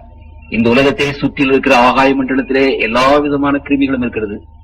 இந்த தாவரங்களிலே ஏராளமான கிருமிகள் இருக்கிறது, அதாவது கொள்ளுகிற கிருமிகள், கில்லிங் ஜெர்ம்ஸ். ஆகவே ஆண்டவர் இப்படிப்பட்ட ஆகாயம், இந்த உலகம், தண்ணீர் எல்லாவற்றையும் அந்த பெரிய அக்னியினாலே என்ன செய்வார் என்றால், அந்த அக்னியினாலே முழுவதுமாக அவர் அழித்து போடுவார். இங்கே நான் வாசிக்கிறேன், எஸ்ஐக்கள் 28வது அதிகாரத்திலே வாசிக்கிறேன். எஸ்ஐக்கள் 28 அதிகாரம் 18வது வசனம். உன் அக்கிரமங்களின் ஏராளத்தினாலும் உன் வியாபாரத்தின் அநீதியினாலும் உன் பரிசுத்த ஸ்தலங்களை பரிசுத்த குலைச்சலாக்கினார். சாத்தானை பற்றி ஆண்டவர் பேசுகிறார். ஆகையால் உன்னை பட்சிப்பதாகிய ஒரு அக்கினியை நான் உன் நடுவில் இருந்து புறப்பட பண்ணி உன்னை பார்க்கிற எல்லாருடைய கண்களுக்கு முன்பாக உன்னை பூமியின் மேல் சாம்பலாக்குவேன் என்று ஆண்டவர் சொன்னார். ஆகவே அந்த விசேஷமான அக்கினி பரலோகத்திலே இருந்து இறங்கி வந்து இந்த மக்கள் எல்லோரையும் என்ன செய்வது என்றால் அழித்து, அங்கு பூமியையும் அதனுடைய மேற்பரப்பையும் அழித்து, இந்த பூமியிலே என்ன நடக்கிறது என்று சொன்னால், பேதுரு 3ஆம் அதிகாரம் 12, தேவனுடைய நாள் சீக்கிரமாய் வரும்படி மிகுந்த அவருடைய காத்திருங்கள். அந்நாளில் வானங்கள் வெந்து அழிந்து பூதங்கள் எரிந்து உருகிப்போ. அப்படியானால் இந்த உலகத்தில் பூதங்கள் என்று சொன்னால் எலிமெண்ட்ஸ், அணு. இந்த உலகத்தை உண்டாக்குகிற எதனால் உண்டாக்கப்பட்டது? அணுக்களினாலே உண்டாக்கப்பட்டது. இந்த அணுக்கள், இந்த எலிமெண்ட்ஸ் என்று சொல்லுகிற இவைகள் எல்லாமே வெந்து உருகும். அப்படியானால் இந்த பூமியானது எப்படி இருக்கும் என்றால், ஒரு பெரிய உலோக குழம்பு மாதிரி, உருகின உலோக குழம்பு மாதிரி இருக்கும். மலைகள், பர்வதங்கள் எல்லாமே உருகி போய்விடும். உருகும் என்று வேதம் அங்கே சொல்லுகிறது.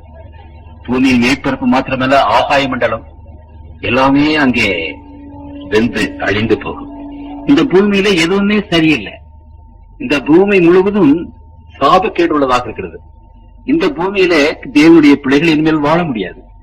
ஆகவே இந்த பூமியை முழுவதுமாக வெந்து உருக்கி அழித்து ஆண்டவர் இந்த பூமியை மறுபடியுமாக புதிய பூமியும் புதிய வானமாக அங்கே சிருஷ்டிக்கிறார். தன்னுடைய சிருஷ்டிப்பினாலே 21ஆம் அதிகாரத்தை வாசிக்கிறேன். வெளியாகமும் 21ஆம் அதிகாரம். பின்பு நான் புதிய வானத்தையும் புதிய பூமியும் கண்டேன்.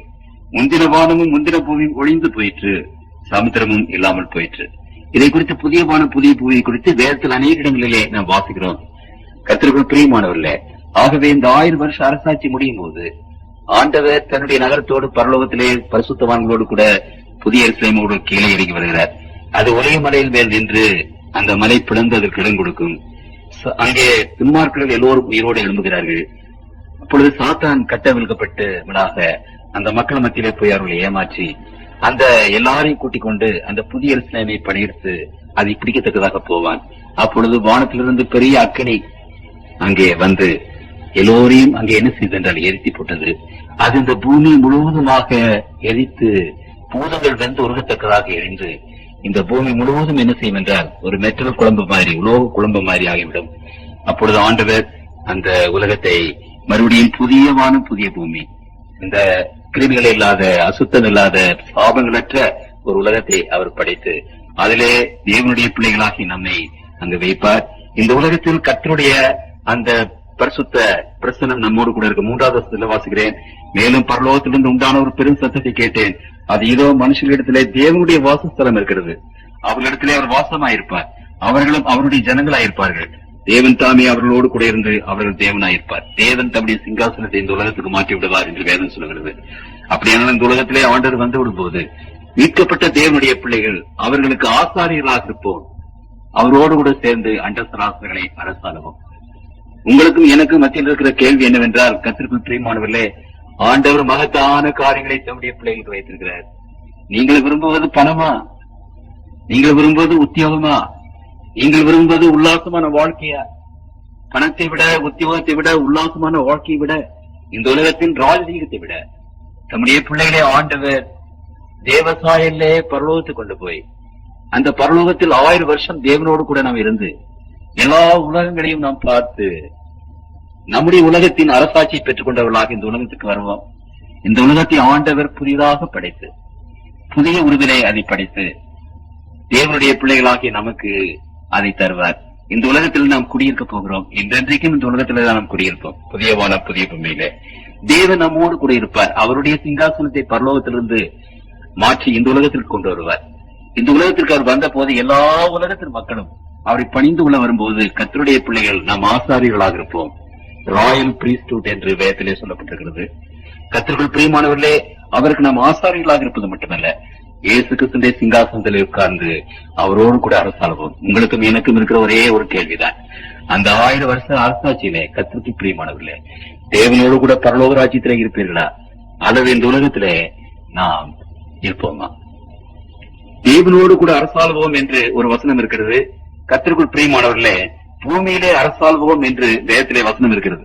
வெளிப்படுத்தும் விசேஷம் 5ஆம் அதிகாரம் 10வது வசனத்திலே வாசிக்கிறேன், எங்கள் தேவனுக்கு முன்பாக எங்களை ராஜாக்களும் ஆசிரியர்களும் ஆக்கினீர், நாங்கள் பூமியிலே அரசாள்வோம் என்று புதிய பாட்டை பாடினார்கள்.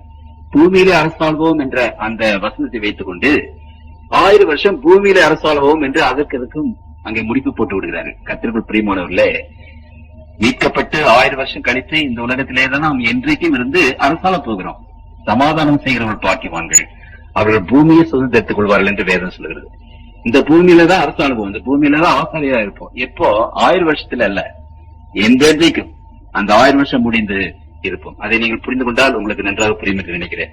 கர்த்தருடைய பிள்ளைகளாகி நீங்கள், உங்களுக்கு முன்பாக இன்றைக்கு கர்த்தருடைய ஒரு கேள்வி என்னவென்றால், இந்த 1000 வருஷம் கிறிஸ்துவோடு கூட பரலோகத்தில் நீங்கள் அரசாள போகிறீர்களா? அந்த 1000 வருஷம் முடிந்து இந்த புதிய வானம் புதிய பூமியிலே நீங்கள் அரசாள போகிறீர்களா? அல்லது அந்த 1000 வருஷத்துல அங்கு மரித்தவர்கள் துன்மார்கள் மரித்து போவார்களே, அவர்களோடு கூட நாம் மரித்து போவோமா? அந்த பிசாசனுடைய ஆதிக்கத்திலே நாம் இருப்போமா? இந்த கேள்விகளுக்கு முன்பாக வைக்க விரும்புகிறேன். கர்த்தருக்குள் பிரியமானவர்களே, இந்த வாழ்க்கையிலே நீங்கள் செய்ய வேண்டிய ஒரு பெரிய தீர்மானம், அந்த 1000 வருஷ அரசாட்சியில நீங்கள் எங்கே இருக்க போகிறீர்கள்? கர்த்தருடைய பிள்ளைகளாகிய உங்களுக்கும் எனக்கும் ஆண்டவர் பெரிதான கிருபைகளை கொடுத்திருக்கிறார்.